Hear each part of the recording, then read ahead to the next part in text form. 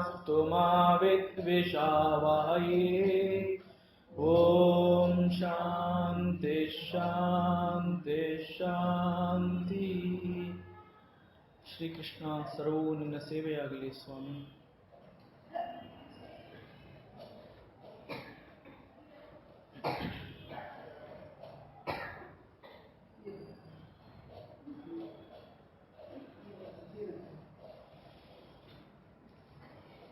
ಮಹಾಭಾರತದ ಯಕ್ಷ ಪ್ರಶ್ನೆ ಪ್ರಸಂಗ. ನಮ್ಮ ಸನಾತನ ಧರ್ಮದಲ್ಲಿ ಆತ್ಮ ಅಥವಾ ಪರಮಾತ್ಮನ ಬಗ್ಗೆ ಅನೇಕ ರೀತಿಯಿಂದ ಅರ್ಥಗಳನ್ನ ಕೊಡ್ತಾ ಬಂದಿದ್ದಾರೆ. ಅನೇಕ ವೇದ ಉಪನಿಷತ್ತುಗಳು ಕೂಡ ಈ ಆತ್ಮ ಅನ್ನೋದು ಒಂದು ಶುದ್ಧವಾದ ಚೈತನ್ಯ, ಒಂದು ಶಕ್ತಿ, ಅದು ಒಂದು ಸಾಕ್ಷಿ, ಒಂದು ನಿತ್ಯವಾದ ವಸ್ತು, ಸತ್ಯವಾದ ವಸ್ತು, ಹಾಗೂ ಅವೆಲ್ಲವೂ ಕೂಡ ನಮ್ಮ ಸ್ವರೂಪವೇ ಆಗಿದೆ. ಆದರೂ ಕೂಡ ಸಂಪೂರ್ಣವಾಗಿ ನಾವು ಆ ಆತ್ಮನನ್ನು ತಿಳಿದುಕೊಳ್ಳುವ ಮಟ್ಟಕ್ಕೆ ನಾವಿನ್ನೂ ಬೆಳೆದಿಲ್ಲ. ಕಾರಣ, ಒಂದು ರೀತಿಯಲ್ಲಿ ಅದು ಅರ್ಥ ಆಗಿದೆ ಅಂತಂದ್ರೂ ಅದು ಅರ್ಥವಾದ ಆ ಸತ್ಯ ಸದಾ ನಮ್ಮ ಅರಿವಿಗೆ, ನಮಗೆ ಬೇಕು ಅಂತಂದಾಗ ನಮಗೆ ಸಿಗೋ ಹಾಗೆ ನಮ್ಮ ಅರಿವಿಗೆ ಅದು ಬರ್ತಾ ಇಲ್ಲ. ಅದಕ್ಕೆ ಕಾರಣ ಏನು ಅಂತಂದರೆ, ಒಂದು ಅಜ್ಞಾನ, ಮತ್ತೊಂದು ನಾವು ಸುಖ, ಸಂತೋಷ, ನೆಮ್ಮದಿ ಮತ್ತು ಪರಮಾತ್ಮ ಅಥವಾ ದೇವರನ್ನ ಹೊರ ಪ್ರಪಂಚದಲ್ಲಿ ಹುಡುಕುವ ಒಂದು ಆಟನ ನಾವು ಮುಂದುವರಿಸ್ತಾನೇ ಬಂದಿದ್ದೀವಿ. ಜೀವಭಾವದಿಂದ ಕೂಡಿರುವ ನಾವು ಪ್ರಪಂಚ ಮತ್ತು ಈ ಪ್ರಪಂಚದ ವಸ್ತುವನ್ನ ಹೆಚ್ಚಾಗಿ ಪ್ರೀತಿಸಕ್ಕೆ ಶುರು ಮಾಡಿದ್ದೀವಿ. ಈ ಪ್ರೀತಿಸುವ ಮಟ್ಟವನ್ನು ನಾವು ತಲುಪಿ ಅದಿಲ್ಲದೆ ನಮ್ಮ ಜೀವನ ಇಲ್ಲ ಅನ್ನೋ ಮಟ್ಟಿಗೆ ನಾವು ಅವುಗಳ ಜೊತೆ ಅಂಟ್ಕೊಂಡ್ಬಿಟ್ಟಿದ್ದೀವಿ. ಈ ಎಲ್ಲವೂ ನಮ್ಮಲ್ಲಿಯೇ ಇದೆ ಮತ್ತು ನಾನು ಎಂಬ ಪ್ರಜ್ಞೆಯೇ ಅದು ಅನ್ನೋದನ್ನ ತಿಳಿಸಿಕೊಡುವುದೇ ಈ ನಮ್ಮ ವೇದಾಂತ. ಈ ಒಂದು ಚೈತನ್ಯ ಶಕ್ತಿ ದೇಹದಲ್ಲೇ ಇದ್ದುಕೊಂಡು ದೇಹಿ ಎನಿಸಿಕೊಳ್ಳುವ ಆತ್ಮನು 3 ಅವಸ್ಥೆಗಳನ್ನ ಮೀರಿರ್ತಾನೆ. ಈ ಅವಸ್ಥೆಗಳು ದೇಹಿಗಲ್ಲ, ಇದು ದೇಹಕ್ಕೆ ಮಾತ್ರ. ಆತ್ಮನು ದೇಹಿಯಾಗಿದ್ದರೂ ಕೂಡ ಹೃದಯವಿಲ್ಲದವನು, ತನ್ನ ವೇಗವನ್ನು ಅಂದರೆ ತನ್ನದೇ ಸಾಮರ್ಥ್ಯದಿಂದ ತನ್ನ ಗಾತ್ರವನ್ನು ಹೆಚ್ಚಿಸಿಕೊಳ್ಳುವಂಥವನು. ಮತ್ತು ಆತ್ಮನು ತನ್ನ ಪ್ರಜ್ಞೆಯನ್ನು ದೇಹಿಯಾದ ಸಾಧಕನ ಸಾಧನೆ ಮತ್ತು ಧ್ಯಾನದ ಸ್ಥಿತಿಯಿಂದ ಹೆಚ್ಚಿಸಿಕೊಳ್ತಾನೆ. ಈ ರೀತಿಯಾದ ವೇದಾಂತವನ್ನು ಒಳಗೊಂಡ ಪ್ರಶ್ನೆಯನ್ನ ಯಕ್ಷ ಇಲ್ಲಿ ಕೇಳಿದಾನೆ. ಯಾವುದು ಮಲಗಿದ್ದರೂ ಕೂಡ ನಿದ್ರೆಯಲ್ಲಿದ್ದರೂ ಕಣ್ಣುಗಳನ್ನು ಮುಚ್ಚಿರುವುದಿಲ್ಲ, ಯಾವುದು ಹುಟ್ಟಿದ ನಂತರವೂ ಅಲ್ಲಿ ಚಲನೆ ಎನ್ನುವುದು ಕಂಡು ಬರೋದಿಲ್ಲ, ಅಲ್ಲಿ ಯಾವ ಚಲನೆ ಕೂಡ ಕಾಣಸಿಗದಿಲ್ಲ, ಮತ್ತು ಯಾವುದಕ್ಕೆ ಅಥವಾ ಯಾರಿಗೆ ಹೃದಯ ಅನ್ನೋದು ಇಲ್ಲ, ಮತ್ತು ಯಾವುದು ತನ್ನದೇ ವೇಗ ಮತ್ತು ಸಾಮರ್ಥ್ಯದಿಂದ ತನ್ನ ಗಾತ್ರನ ಹೆಚ್ಚಿಸಿಕೊಳ್ಳುತ್ತೆ. ಯಕ್ಷನ ಈ ಪ್ರಶ್ನೆಯ ಮೊದಲ ಭಾಗವಾದ ಯಾವುದು ಮಲಗಿದ್ದರೂ ಕಣ್ಣುಗಳನ್ನು ಮುಚ್ಚಿಕೊಂಡಿರುವುದಿಲ್ಲ ಅನ್ನೋ ಪ್ರಶ್ನೆಯನ್ನ ಇಲ್ಲಿ ಯಕ್ಷ ಕೇಳಿದಾನೆ. ಅದಕ್ಕೆ ಯುಧಿಷ್ಠಿರ ಹೇಳ್ತಾನೆ, ಮತ್ಸ್ಯ ಸುಪ್ತೋ ನ ನಿಮಿಷತಿ. ಮೀನು ಮಲಗಿದ್ದರೂ ಅಥವಾ ನಿದ್ದೆ ಮಾಡ್ತಾ ಇದ್ರು ಅದು ಕಣ್ಣುಗಳನ್ನು ತೆರೆದುಕೊಂಡೇ ಇರುತ್ತೆ. ಸೃಷ್ಟಿಯ ಸಂಪರ್ಕಕ್ಕೆ ಬಂದಿರುವ ಅನೇಕ ಜೀವ ಜಂತುಗಳಿಗೆ ನಮಗಿರುವಂತೆಯೇ ಕಣ್ಣುಗಳು ಇರುತ್ತೆ. ಅದರಂತೆಯೇ ಮೀನುಗಳಿಗೂ ಕೂಡ ಕಣ್ಣುಗಳು ಇದೆ. ಆದರೆ ಕಣ್ಣಿನ ರೆಪ್ಪೆಯು ಮೀನುಗಳಿಗೆ ಇರೋದಿಲ್ಲ. ಈ ರೀತಿಯ ಒಂದು ಉತ್ತರನ ಯಕ್ಷನಿಗೆ ಯುಧಿಷ್ಠಿರ ಕೊಟ್ಟಿದ್ದಾನೆ. ಈ ಕಣ್ಣಿನ ರೆಪ್ಪೆಯ ಕೆಲಸ ಕಣ್ಣುಗಳನ್ನ ರಕ್ಷಣೆಯ ಜೊತೆಗೆ ನಾವು ಮಲಗಿದಾಗ ರೆಪ್ಪೆಗಳು ನಮ್ಮ ಕಣ್ಣುಗಳನ್ನ ಮುಚ್ಚಿಕೊಳ್ಳುತ್ತೆ. ರೆಪ್ಪೆಗಳು ನಮ್ಮ ಕಣ್ಣುಗಳನ್ನ ಮುಚ್ಚಿಕೊಂಡಿರೋದ್ರಿಂದ ನಾವು ತಿಳ್ಕೊತೀವಿ ಕಣ್ಣುಗಳನ್ನ ನಾವು ಮುಚ್ಕೊಂಡಿದ್ದೀವಿ. ನಿಜವಾಗಿ ನೋಡಿದರೆ ರೆಪ್ಪೆಗಳು ಮಾತ್ರ ಕಣ್ಣುಗಳನ್ನ ಮುಚ್ಕೊಂಡಿರುತ್ತೆ. ಆದರೆ ನಮ್ಮ ಅನುಭವಕ್ಕೆ ಬರೋದು ಮತ್ತು ನಾವು ಹೇಳೋದು ನಾವು ಕಣ್ಣುಗಳನ್ನ ಮುಚ್ಕೊಂಡಿದ್ದೀವಿ. ಈ ರೀತಿಯ ರೆಪ್ಪೆಯ ರಚನೆ ಅನೇಕ ಜೀವಿಗಳಿಗೂ ಕೂಡ ಪ್ರಾಣಿಗಳಿಗೂ ಕೂಡ ಇದೆ. ಆದರೆ ಇಂತಹ ರೆಪ್ಪೆಯ ರಚನೆ ಮೀನುಗಳಲ್ಲಿ ಕಂಡುಬರೋದಿಲ್ಲ. ಮೀನುಗಳಿಗೆ ಈ ಕಣ್ಣಿನ ರೆಪ್ಪೆಯ ರಚನೆ ಇಲ್ಲ. ಹಾಗಾಗಿ ಅವುಗಳು ಮಲಗಿದಾಗ ಮತ್ತು ಮಲಗಿದ್ದರೂ ಕೂಡ ನಮ್ಮ ಅನುಭವಕ್ಕೆ ಬರುವುದು ಮೀನುಗಳು ಕಣ್ಣುಗಳನ್ನು ತೆರೆದುಕೊಂಡೇ ಇರುತ್ತವೆ. ಅದು ಮಲಗಿದ್ದರೂ ಅಥವಾ ಮಲಗಿದಾಗಲೂ ಕೂಡ ಮೀನುಗಳು ಕಣ್ಣುಗಳನ್ನು ಮುಚ್ಚಿಕೊಳ್ಳೋದಿಲ್ಲ ಅನ್ನೋ ಭಾವನೆ ನಮ್ಮಲ್ಲಿ ಬರುತ್ತೆ. ಕಾರಣ, ಮೀನುಗಳಿಗೆ ರೆಪ್ಪೆ ಇಲ್ಲದಿರುವುದರಿಂದ ಅವು ಮಲಗಿದಾಗ ಅವುಗಳ ಕಣ್ಣುಗಳು ತೆರೆದುಕೊಂಡೇ ಇರುವಂತೆ ಭಾಸವಾಗುತ್ತೆ. ಆದ್ದರಿಂದ ಮೀನುಗಳಿಗೆ ಕಣ್ಣುಗಳನ್ನು ಮುಚ್ಚಲು ಮತ್ತು ತೆರೆಯಲು ಸಾಧ್ಯವಿಲ್ಲ. ಅವುಗಳಿಗೆ ಕಣ್ಣುಗಳು ಇರುತ್ತವೆ, ಅಷ್ಟು ಮಾತ್ರ ಸತ್ಯ. ಇದನ್ನ ವೇದಾಂತದ ದೃಷ್ಟಿಯಲ್ಲಿ ನೋಡಿದಾಗ ಯುಧಿಷ್ಠಿರ ಮೀನನ್ನು ಕುರಿತು ಹೇಳುವ ಮುಖಾಂತರ ಆತ್ಮಜ್ಞಾನದ ವಿಷಯವನ್ನು ಇಲ್ಲಿ ಪ್ರಸ್ತಾವನೆ ಮಾಡ್ತಾ ಇದ್ದಾನೆ. ಮೀನಿನ ಕಣ್ಣಿನ ರಚನೆಗೆ ಆ ಒಂದು ಉದಾಹರಣೆಯನ್ನು ಕೊಟ್ಟು ಇಲ್ಲಿ ಆತ್ಮ ಅಥವಾ ಆ ಆತ್ಮನು ಹೇಗಿರ್ತಾನೆ, ಸ್ವಭಾವ ಹೇಗಿರುತ್ತೆ, ಲಕ್ಷಣ ಹೇಗಿರುತ್ತೆ ಅನ್ನೋದನ್ನ ಇಲ್ಲಿ ಆ ಉತ್ತರ ಕೊಡುವ ಮುಖಾಂತರ ಯಕ್ಷನ ಪ್ರಶ್ನೆಗೆ ಇಲ್ಲಿ ಈ ಒಂದು ಆತ್ಮದ ಜ್ಞಾನವನ್ನು ಇಲ್ಲಿ ಪ್ರಸ್ತಾವನೆ ಮಾಡ್ತಾ ಇದ್ದಾನೆ. ಇಲ್ಲಿ ಮೀನನ್ನ ಆತ್ಮಕ್ಕೆ ಹೋಲಿಕೆ ಕೊಟ್ಟು ಮಾತಾಡ್ತಾ ಇದ್ದಾನೆ. ಆತ್ಮ ಅನ್ನೋದು ನಿತ್ಯ ನಿರಂತರ ಸಾಕ್ಷಿ ಮತ್ತು ಅದು ಸತ್ಯವಸ್ತು, ಶುದ್ಧ ಚೈತನ್ಯ. ಅಂದರೆ ಆತ್ಮಕ್ಕೆ ಆದಿಯಾಗಲಿ ಅಂತ್ಯವಾಗಲಿ ಇರುವುದಿಲ್ಲ.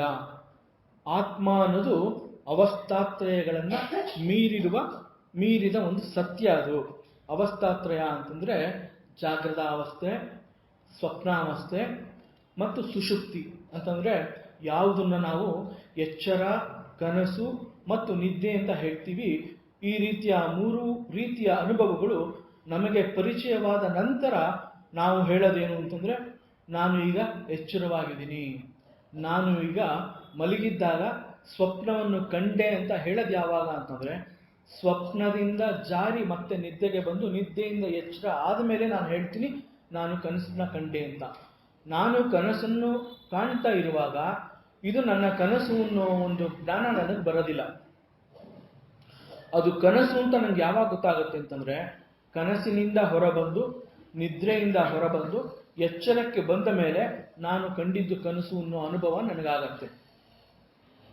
ಅದೇ ರೀತಿ ನಾವು ಸಂಪೂರ್ಣವಾಗಿ ನಿದ್ದೆ ಮಾಡಿದಾಗ ನಿದ್ದೆಯಿಂದ ಎದ್ದು ಬಂದ ಮೇಲೆ ಹೇಳ್ತೀವಿ ನಾನು ಸುಖವಾಗಿ ನಿದ್ದೆ ಮಾಡಿದೆ ಅಂತ.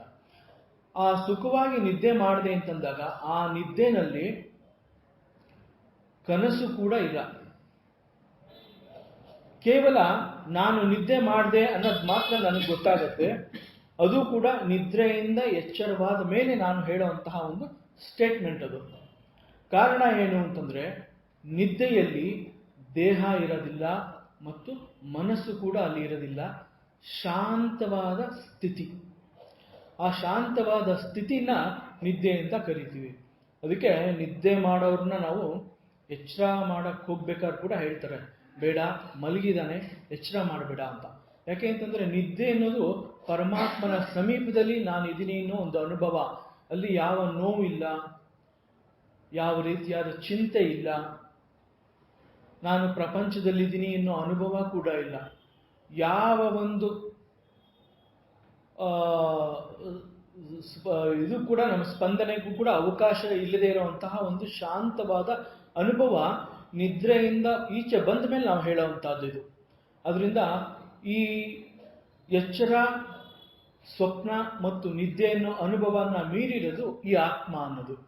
ಹಾಗೆ ಮಲಗಿದ್ದಾಗ ನಾನು ಕನಸು ಕಾಣ್ತಾ ಇದ್ದೀನಿ ಅನ್ನೋ ಅನುಭವ ಕೂಡ ನಾನು ಮಲಗಿ ಎಚ್ಚರಕ್ಕೆ ಬಂದ ಮೇಲೆ ಹೇಳೋವಂಥದ್ದು.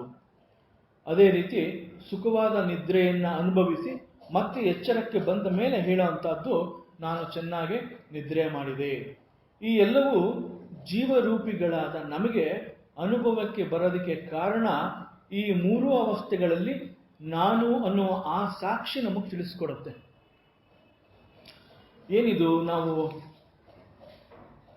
ಈ 3 ರೀತಿಯ ಅನುಭವಗಳು ನಮಗೆ ಎಚ್ಚರ ಆದ್ಮೇಲೆ ಆ ಸಾಕ್ಷಿನ ನಮಗೆ ತಿಳಿಸ್ಕೊಡುತ್ತಲ್ಲ, ಹಾಗಾದ್ರೆ ನಮಗೆ ಗೊತ್ತಾಗೋದಿಲ್ವಾ ಅಂತಂದ್ರೆ, ಉದಾಹರಣೆಗೆ ನಾವು ಹುಟ್ಟಿದಾಗ ಸಣ್ಣ ಮಗು ಆಗಿರ್ತೀವಿ. ಸಣ್ಣ ಮಗು ಆಗಿರೋದು ಕೂಡ ನಾನೇ. ಆ ಮಗುವಿನ ಬೆಳವಣಿಗೆ ನಂತರ ಒಂದು ಬಾಲ್ಯಾವಸ್ಥೆ ಅಂತ ಬರುತ್ತೆ. ಶೈಶಾವಸ್ಥೆ, ಶಿಶುವಿನ ಅವಸ್ಥೆ ನಂತರ ಒಂದು ಬಾಲ್ಯಾವಸ್ಥೆ ಅಂತ ಬರುತ್ತೆ. ಆ ಬಾಲ್ಯಾವಸ್ಥೆಯಲ್ಲಿ ಕೂಡ ನಾನೇ ಇದ್ದಿದ್ದು ಅಂತಂದ್ರೆ ಇಲ್ಲಿ ದೇಹ ಬೆಳೀತಾ ಇದೆ, ನಾನು ಅನ್ನೋದು ಹಾಗೆ ಇದೆ. ನಾನು ಮಗುವಾಗಿದ್ದೆ ಅಂತ ಹೇಳಬೇಕು ಅಂತಂದ್ರೆ ದೇಹ ಸಣ್ಣದಾಗಿತ್ತು, ಅದು ಜನನ ತಗೊಂಡು ಒಂದು ಸಣ್ಣ ಶಿಶುವಾಗಿತ್ತು. ಆದರೆ ಆ ಶಿಶುವಾಗಿದ್ದಾಗ ಕೂಡ ನಾನು ಅನ್ನೋದು ಹಾಗೆ ಅಲ್ಲಿ ಇತ್ತು. ಆ ನಾನು ಅನ್ನೋದಕ್ಕೆ ಈ ನಾನು ಶಿಶುವಾಗಿದ್ದೆ ಅನ್ನೋದು ಗೊತ್ತಾಗ್ತಾ ಇದೆ ನಾನು ಅನ್ನೋದಕ್ಕೆ. ಆದರೆ ಶಿಶು ಸ್ವಲ್ಪ ಬೆಳೆದ ಮೇಲೆ ಒಂದು ಸಣ್ಣ ಹುಡುಗ ಅಥವಾ ಹುಡುಗಿ, 6-8 ವರ್ಷದ ಹುಡುಗ ಹುಡುಗಿ ಆದಾಗ ಕೂಡ ಈ ನಾನು ಅನ್ನೋದಕ್ಕೆ ಗೊತ್ತು, ನನ್ನ ಶಿಶು ಅವಸ್ಥೆ ಮುಗೀತು, ಈಗ ನಾನು ಒಂದು ಸಣ್ಣ ಹುಡುಗ ಅಥವಾ ಹುಡುಗಿ ಅನ್ನೋದು ಈ ನಾನು ಅನ್ನೋದಕ್ಕೆ ಗೊತ್ತಾಗುತ್ತೆ. ಸ್ವಲ್ಪ ಸಮಯದ ನಂತರ ಒಂದು 18-20 ವರ್ಷ ಯುವಕ ಅಥವಾ ಯುವತಿ ಆ ಒಂದು ಅವಸ್ಥೆ ಕೂಡ ಬರುತ್ತೆ. ಆ ಅವಸ್ಥೆ ಬಂದಾಗ ಕೂಡ ಆ ನಾನು ಅನ್ನೋದು ಗೊತ್ತಿರುತ್ತೆ, ಆ ನಾನು ಅನ್ನೋದು ಈ ದೇಹದ ಜೊತೆನಲ್ಲೇ ಇರುತ್ತೆ. ಅದೇ ತರ ಮಧ್ಯವಯಸ್ಕ ಆದಾಗ ಕೂಡ ಈ ನಾನು ಅನ್ನೋದಕ್ಕೆ ಗೊತ್ತಾಗುತ್ತೆ. ಸೊ ಈ ನಾನು ಅನ್ನೋದು ಸಣ್ಣ ಶಿಶುವನ್ನ ನೋಡ್ತು, ಒಂದು ಹುಡುಗ ಅಥವಾ ಹುಡುಗಿನ ನೋಡ್ತು, ಬಾಲ್ಯಾವಸ್ಥೆನ ನೋಡ್ತು, ಮತ್ತು ಅದೇ ತರ ಒಂದು ಯೌವನ ಆ ಅವಸ್ಥೆನ ಕೂಡ ನೋಡ್ತು, ಮಧ್ಯ ಅವಸ್ಥೆನ ಕೂಡ ನೋಡ್ತು, ವಯಸ್ಸಾದ ಮೇಲೆ ಜರ್ಜರಿತವಾದ ಶರೀರ, ವಯಸ್ಸಾದ ಆ ದೇಹನ ಕೂಡ ಇದು ನೋಡಿದೆ. ಇಲ್ಲಿ ಬದಲಾವಣೆ ಆಗಿರೋದು ದೇಹಕ್ಕೆ ಮಾತ್ರ. ಈ ಎಲ್ಲ ಅವಸ್ಥೆಗಳಲ್ಲೂ ನಾನು ಅನ್ನೋದು ಬದಲಾವಣೆ ಆಗದೆ ನಿರಂತರವಾಗಿ ಆ ದೇಹದ ಜೊತೆಗೆ, ನಮ್ಮ ಜೊತೆಗೇನೆ ಬಂದಿರುವಂತಹದ್ದು ನಾನು ಅನ್ನೋದು. ಅದರಿಂದ ನಾನು ಅನ್ನೋದು ನಿರಂತರ ಅಂತ ಹೇಳ್ತಾರೆ. ಈ ರೀತಿ ಅವಸ್ಥೆಗಳನ್ನ ಮೀರಿರುವ ಸತ್ಯ ಈ ನಾನು ಅನ್ನೋದು. ಆದ್ದರಿಂದ ನಾನು ಎಂಬುದು ಆತ್ಮಸ್ವರೂಪಿ, ಮತ್ತು ಈ ಆತ್ಮಸ್ವರೂಪಿಯು 3 ಅವಸ್ಥೆಗಳನ್ನ ಮೀರಿರುವ ಒಂದು ಸತ್ಯ. ಆದರೆ ಇಲ್ಲಿ ಯುಧಿಷ್ಠಿರ ಕೊಟ್ಟಿರೋ ಉತ್ತರ, ಮೀನುಗಳು ಮಲಗಿದ್ದಾಗ ಕಣ್ಣುಗಳನ್ನು ಮುಚ್ಚಿಕೊಂಡಿರುವುದಿಲ್ಲ. ಇದು ಲೌಕಿಕವಾಗಿ ಸತ್ಯ. ಲೌಕಿಕವಾಗಿ ಇದು ಸತ್ಯ. ವೇದಾಂತವಾಗಿ ಇದನ್ನ ಹೇಗೆ ನೋಡಬೇಕು, ಹೇಗೆ ಅರ್ಥ ಮಾಡ್ಕೋಬೇಕು, ಇದನ್ನ ಅರ್ಥ ಮಾಡ್ಕೋಬೇಕು. ಯಾಕೆ ಅಂತಂದ್ರೆ ಇಲ್ಲಿ ಯುಧಿಷ್ಠಿರ ಹೇಳ್ತಾ ಇರೋದು ಒಂದು ಮೀನನ್ನ ಆತ್ಮಕ್ಕೆ ಹೋಲಿಕೆ ಕೊಟ್ಟು ಈ ಉತ್ತರ ಕೊಟ್ಟಿದ್ದಾನೆ. ಹಾಗಾಗಿ ಇಲ್ಲಿ ಮೀನನ್ನ ಉದಾಹರಣೆ ಕೊಟ್ಟು ಇಲ್ಲಿ ಹೇಳ್ತಾ ಇದ್ದಾನಲ್ಲ, ಅದು ಯಾವ ರೀತಿ ಹೇಳ್ತಾ ಇದ್ದಾನೆ ಅನ್ನೋದು ನಮಗೆ ಅರ್ಥ ಆಗ್ಬೇಕು ಅಂತಂದ್ರೆ ಒಂದು ಪುರಾಣದ ಕಥೆಯನ್ನ ನಾವು ತಿಳ್ಕೊಳ್ಳೋ ಪ್ರಯತ್ನ ಮಾಡೋಣ. ಈಗ ಎಲ್ರಿಗೂ ಗೊತ್ತಿರೋ ಅಂತದ್ದು, ಇಲ್ಲಿ ಭಗವಂತ ವಿಷ್ಣುವಿನ ಮೊದಲನೆಯ ಅವತಾರವೇ ಮತ್ಸ್ಯಾವತಾರ ಅಂತ ಹೇಳ್ತಾರೆ. ಈ ಮತ್ಸ್ಯಾವತಾರದಲ್ಲಿ ಪರಮಾತ್ಮ ವಿಷ್ಣುವು ಈ ಭೂಮಿಯಲ್ಲಿ ಒಂದು ಮೀನಿನ ಅವತಾರ ತೆಗೆದುಕೊಂಡು ಬರ್ತಾನೆ. ಮೀನಿನ ಅವತಾರದಲ್ಲಿ ಪರಮಾತ್ಮ ಬಂದಿದ್ರಿಂದ ಇದನ್ನ ಮತ್ಸ್ಯಾವತಾರ ಅಂತ ಹೇಳ್ತಾರೆ. ಮತ್ಸ್ಯ ಅನ್ನೋದು ಸಂಸ್ಕೃತದ ಪದ. ಇದರ ಅರ್ಥ ಮೀನು. ಭಗವಂತ ಈ ರೀತಿಯ ಅವತಾರದಲ್ಲಿ ಯಾವ ಕಾರಣಕ್ಕೋಸ್ಕರ ಬಂದ ಮತ್ತು ಅವನ ಉದ್ದೇಶ ಏನು, ಯುಧಿಷ್ಠಿರ ಕೊಟ್ಟ ಈ ಉತ್ತರನ್ನ ನಾವು ಅರ್ಥ ಮಾಡ್ಕೊಳ್ಳೋ ಸಲುವಾಗಿ ಈ ಮತ್ಸ್ಯಾವತಾರದ ಪುರಾಣದ ಕಥೆಯಲ್ಲಿ ಈ ಪ್ರಶ್ನೆಗೆ ಉತ್ತರ ಕೊಟ್ಟಿರೋದಕ್ಕೆ ನಮಗೆ ಎಷ್ಟು ಅರ್ಥ ಆಗಬೇಕು ಅಷ್ಟು ಮಾತ್ರ ಈ ಪುರಾಣದಿಂದ ನಾವು ತಿಳ್ಕೊಳ್ಳೋಣ. ಪರಮಾತ್ಮನ 10 ಅವತಾರಗಳಲ್ಲಿ ಮತ್ಸ್ಯಾವತಾರ ಅನ್ನೋದು ಮೊಟ್ಟ ಮೊದಲನೇ ಅವತಾರ. ಭಾಗವತದ ಪುರಾಣದ ಪ್ರಕಾರ ಭಗವಾನ್ ಶ್ರೀ ವಿಷ್ಣುವು ಮತ್ಸ್ಯಾವತಾರದ ಮೂಲಕ ತನ್ನ ಅವತಾರನ ತಗೊಂಡು ಈ ಭೂಮಿಲಿ ಕಾಣಿಸ್ಕೊತಾನೆ. ಸೃಷ್ಟಿಯಲ್ಲಿ ಒಂದು ಮಹಾಪ್ರಳಯ, ಆ ಮಹಾಪ್ರಳಯದ ನಂತರ ಜೀವ ಸಂಕುಲನಗಳು ಮತ್ತೆ ಮುಂದುವರಿಬೇಕು, ಹಾಗೂ ವೇದಶಾಸ್ತ್ರ ಗ್ರಂಥಗಳನ್ನ ಕಳ್ತನ ಮಾಡಿ ತಗೊಂಡು ಹೋಗಿರುವಂತಹ ಒಬ್ಬ ರಾಕ್ಷಸ, ಅವನಿಂದ ಅದನ್ನ ರಕ್ಷಣೆ ಮಾಡಬೇಕು. ಇದು ಪರಮಾತ್ಮನ ಸಂಕಲ್ಪ. ಹಾಗಾಗಿ ಪರಮಾತ್ಮ ಮತ್ಸ್ಯಾವತಾರ ತಗೊಂಡು ಈ ಭೂಮಿಗೆ ಬರ್ತಾನೆ.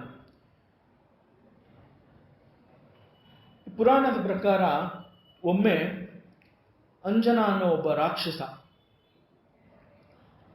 ಅವನು ನೋಡೋದಕ್ಕೆ ಅವನಿಗೆ ಕುದುರೆಯ ಮುಖ ರೀತಿಯಲ್ಲಿ ಕುದುರೆಯ ಮುಖದಿಂದ ಕೂಡಿದವನಾಗಿರ್ತಾನೆ ಅಂತ ಪುರಾಣಗಳು ಹೇಳುತ್ತೆ. ಭಯಂಕರವಾದ ರಾಕ್ಷಸತ್ವದನ್ನ ಬೆಳೆಸ್ಕೊಂಡಿರೋ ಒಬ್ಬ ದೈತ್ಯ ಅವನನ್ನ ಹಯಗ್ರೀವ ಅಂತ ಕೂಡ ಕರೀತಾ ಇದ್ರು. ಇವನು ಒಮ್ಮೆ ಸೃಷ್ಟಿಕರ್ತನಾದ ಬ್ರಹ್ಮನಿಂದ ವೇದಶಾಸ್ತ್ರಗಳನ್ನ ಕದ್ದು ಸಮುದ್ರದಲ್ಲಿ ಅದೃಶ್ಯ ಆಗ್ತಾನೆ ಅಂತ ಹೇಳ್ತಾರೆ. ಈ ಸಮುದ್ರದಲ್ಲಿ ಅದೃಶ್ಯ ಆದಾಗ ಇವನನ್ನ ಸಾಗರದಲ್ಲಿ ಹುಡುಕುವ ಸಲುವಾಗಿ ಸಮುದ್ರದ ನೀರನ್ನ ಹೊರಬರುವಂತೆ ಮಾಡಬೇಕು. ಸಮುದ್ರದ ನೀರು ಹೊರಬಂದಾಗ ಅಲ್ಲಿ ಮತ್ತೆ ಈ ಹಯಗ್ರೀವ ಅಥವಾ ಅಂಜನ ಅನ್ನೋ ರಾಕ್ಷಸ ಕಾಣಿಸ್ಕೋತಾನೆ. ಅವಾಗ ಅವನಿಂದ ಈ ಶಾಸ್ತ್ರ ಗ್ರಂಥಗಳನ್ನ ಪಡ್ಕೋಬೇಕು. ಮತ್ತು ಸಾಗರದ ನೀರು ಹೊರಗಡೆ ಬಂದಾಗ, ಭೂಮಿಗೆ ಬಂದಾಗ ಅಲ್ಲಿ ಒಂದು ಜಲಪ್ರಳಯ ಆಗತ್ತೆ. ಅವಾಗ ಜೀವ ಸಂಕುಲಗಳನ್ನ ರಕ್ಷಿಸಬೇಕು. ಮತ್ತು ಈ ರಾಕ್ಷಸ ಯಾವ ನಮ್ಮ ಒಂದು ವೇದಶಾಸ್ತ್ರಗಳನ್ನ ಕದ್ಕೊಂಡು ತಗೊಂಡು ಹೋಗಿರ್ತಾನೆ ಅದನ್ನ ಮತ್ತೆ ಮರಳಿ ರಕ್ಷಣೆ ಮಾಡಿ ಅದನ್ನ ಲೋಕಕ್ಕೆ ಅರ್ಪಿಸಬೇಕು. ಈ ರೀತಿಯ ಸಂಕಲ್ಪಗಳು ಪರಮಾತ್ಮಂದಾಗಿರುತ್ತೆ.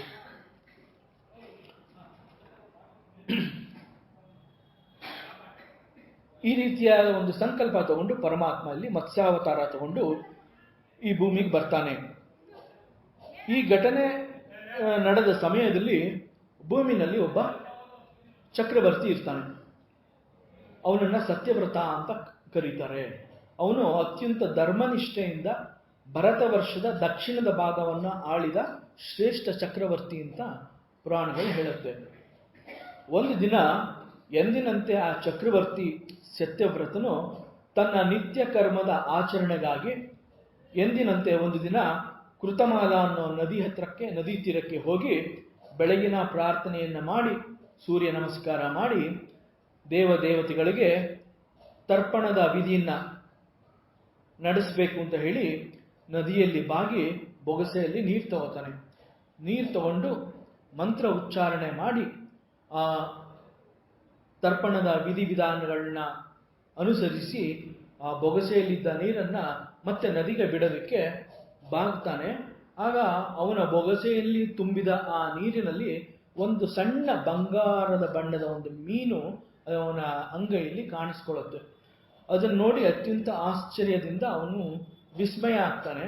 ಮತ್ತು ಅವನಿಗೆ ಆ ಮೀನು ಏನೋ ಹೇಳ್ತಾ ಇದೆ ಅನ್ನೋ ಒಂದು ಅನುಭವ ಅವನಿಗಾಗತ್ತೆ. ಆದ್ರೂ ಮೀನು ನೀರಲ್ಲಿರಬೇಕು ಅಂತಂದ್ಬಿಟ್ಟು ಆ ಮೀನನ್ನ ಮತ್ತೆ ತರ್ಪಣ ಕೊಡೋ ವಿಧಿನ ನಡೆಸ್ದಂಗೂ ಆಗತ್ತೆ ಮತ್ತು ಆ ಮೀನನ್ನ ಮತ್ತೆ ನದಿಗೆ ಬಿಟ್ಟಂಗಾಗತ್ತೆ ಅಂದ್ಬಿಟ್ಟು ಮತ್ತೆ ಮುಂದೆ ಬಾಗ್ತಾನೆ ಆ ಅಂಗೈಲಿರೋ ನೀರನ್ನ ಬಿಡೋದಕ್ಕೆ. ಮತ್ತೆ ಆ ಮೀನು ಏನೋ ಹೇಳ್ದಂಗೆ ಇವನಿಗಾಗತ್ತೆ. ಗಮನ ಕೊಟ್ಟು ಕೇಳಿದಾಗ ಅವನಿಗೆ ಕೇಳಿಸುತ್ತೆ, ಹೇ ರಾಜನ್, ನನ್ನನ್ನು ಕಾಪಾಡು, ನನ್ನನ್ನು ಮತ್ತೆ ಈ ನದಿ ನೀರಿಗೆ ಬಿಡಬೇಡ. ಈ ನದಿನಲ್ಲಿ ಅನೇಕ ದೊಡ್ಡ ದೊಡ್ಡ ಮೀನುಗಳಿದೆ. ಆ ಮೀನುಗಳು ನನ್ನನ್ನು ತಿಂದು ಬಿಡುವ ಒಂದು ಸಂಭವ ಇದೆ. ಹಾಗಾಗಿ ಈ ನದಿನಲ್ಲಿ ನನ್ನನ್ನು ಬಿಡಬೇಡ, ನನ್ನನ್ನು ನೀನು ಅರಮನೆ ಕರ್ಕೊಂಡು ಹೋಗು ಅಂತ ಕೇಳಿದಂಗೆ ಅವನಿಗಾಗತ್ತೆ. ಆ ಮಾತನ್ನ ಕೇಳಿಸ್ಕೊಂಡ ಆ ರಾಜ ಆ ಅಂಗೈಯಲ್ಲಿದ್ದ ಆ ಮೀನನ್ನ ತನ್ನ ಕಮಂಡಲದಲ್ಲಿ ಹಾಕೊಂಡು ಅರಮನೆಗೆ ತಗೊಂಡು ಹೋಗ್ತಾನೆ. ಅರಮನೆಗೆ ಹೋದ ನಂತರ ಅವನ ಅನುಭವಕ್ಕೆ ಏನ್ ಬರುತ್ತೆ ಅಂತಂದ್ರೆ, ಆ ಒಂದು ಸಣ್ಣ ಮೀನು ಕ್ಷಣ ಕ್ಷಣಕ್ಕೂ ದಿನ ದಿನಕ್ಕೂ ಬೆಳೆಯೋ ಒಂದು ಅನುಭವ ಅವನಿಗಾಗತ್ತೆ.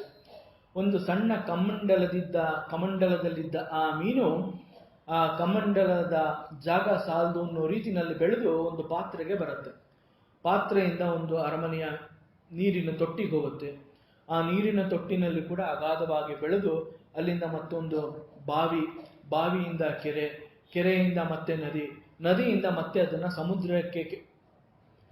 ಸಮುದ್ರದಲ್ಲೇ ಬಿಡಬೇಕು ಅಂದ್ಬಿಟ್ಟು ರಾಜ ಆ ಮೀನನ್ನ ಸಮುದ್ರಕ್ಕೆ ಸೇರ್ಸೋಣ ಅಂತ ಹೇಳಿ ಆ ಮೀನನ್ನ ಸಮುದ್ರಕ್ಕೆ ತಗೊಂಡು ಹೋಗ್ತಾನೆ ಚಕ್ರವರ್ತಿ. ಆಗ ಸಮುದ್ರಕ್ಕೆ ಆ ಮೀನನ್ನ ಬಿಡಬೇಕು ಅನ್ನೋ ಆ ಸಂದರ್ಭದಲ್ಲಿ ಆ ಮೀನು ಈ ಚಕ್ರವರ್ತಿಗೆ ವಂದನೆಗಳನ್ನ ಅರ್ಪಿಸುತ್ತೆ. ಹೇಳುತ್ತೆ, ಸ್ವಲ್ಪ ಸಮಯದ ನಂತರ ಮತ್ತೆ ನಾನು ನಿನ್ನನ್ನು ಭೇಟಿ ಮಾಡ್ತೀನಿ, ನಾನು ನಿನ್ನನ್ನು ಮತ್ತೆ ಬಂದು ಸೇರ್ತೀನಿ. ಮುಂದೆ ಸ್ವಲ್ಪ ಕಾಲದಲ್ಲೇ ಒಂದು ಜಲಪ್ರಳಯ ಆಗೋ ಒಂದು ಸಂಭವ ಇದೆ. ಆಗ ನಿನ್ನನ್ನು ರಕ್ಷಿಸಬೇಕು. ಆ ಕಾರಣದಿಂದ ನಾನು ಮತ್ತೆ ನಿನ್ನನ್ನು ಬಂದು ಕಾಣಿಸ್ಕೋತೀನಿ ಅಂತ ಹೇಳಿ ಅದೃಶ್ಯ ಆಗತ್ತೆ. ಆ ಅದೃಶ್ಯ ಆಗೋದಕ್ಕೆ ಮುಂಚೆ ಒಂದು ಸಲಹೆ ಕೊಡುತ್ತೆ ಆ ಮೀನು.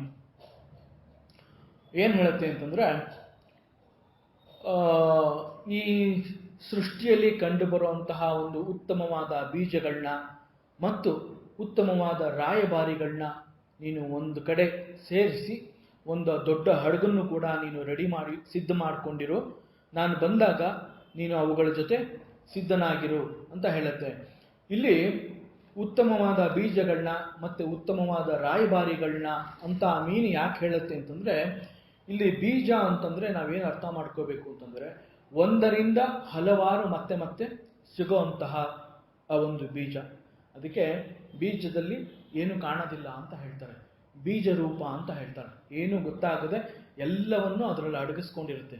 ಒಂದು ದೊಡ್ಡ ಆಲದ ಮರ ಅಥವಾ ಯಾವುದೋ ಒಂದು ದೊಡ್ಡ ವೃಕ್ಷ ನೋಡಿದಾಗ ಇಷ್ಟು ದೊಡ್ಡ ವೃಕ್ಷ, ಈ ವೃಕ್ಷ ವ್ಯಕ್ತವಾಗಿ ಕಾಣ್ತಾ ಇರೋದಕ್ಕೆ ಮುಂಚೆ ಅವ್ಯಕ್ತವಾಗಿ ಒಂದು ಬೀಜದಲ್ಲಿತ್ತು ಅಂತ ಹೇಳ್ತಾರೆ. ಹಾಗಾಗಿ ಇಲ್ಲಿ ಬೀಜ, ಉತ್ತಮವಾದ ಬೀಜ ಅಂತಂದ್ರೆ ಮುಂದೆ ಅದರಿಂದ ಅನೇಕ ಉತ್ತಮ ಫಲಗಳು ಸಿಗಬೇಕು. ಆ ಕಾರಣದಿಂದ ಉತ್ತಮವಾದದನ್ನ ಆರಿಸ್ಕೋ ಅನ್ನೋದನ್ನ ಸಂಕ್ಷಿಪ್ತವಾಗಿ ಬೀಜ ಅನ್ನೋ ರೀತಿಯಲ್ಲಿ ಹೇಳಿದ್ದಾನೆ. ಮತ್ತೆ ಉತ್ತಮವಾದ ರಾಯಭಾರಿಗಳನ್ನ ಅಂತ ಇಲ್ಲಿ ಹೇಳಿದ್ದಾನೆ. ಉತ್ತಮವಾದ ರಾಯಭಾರಿಗಳು ಅಂತಂದ್ರೆ ಅನೇಕ ಜ್ಞಾನಿಗಳು, ಸತ್ಪುರುಷರುಗಳು ಈ ಪ್ರಪಂಚಕ್ಕೆ ಬೇಕಾಗತ್ತೆ. ಅಂತಹ ಒಬ್ಬೊಬ್ಬ ಮಹಾಪುರುಷ ಬಂದ್ರೂ ನೂರಾರು ಸಾವಿರಾರು ಜನಗಳು ಉದ್ಧಾರ ಆಗೋಗ್ತಾರೆ. ಒಬ್ಬ ಸತ್ಪುರುಷ, ಒಬ್ಬ ಸಂತ ಲೋಕದಲ್ಲಿದ್ದರೆ ಅವನ ಸುತ್ತ ಅನೇಕ ಜೀವಿಗಳಿಗೆ ಮಾರ್ಗದರ್ಶನ ಮಾಡ್ತಾನೆ.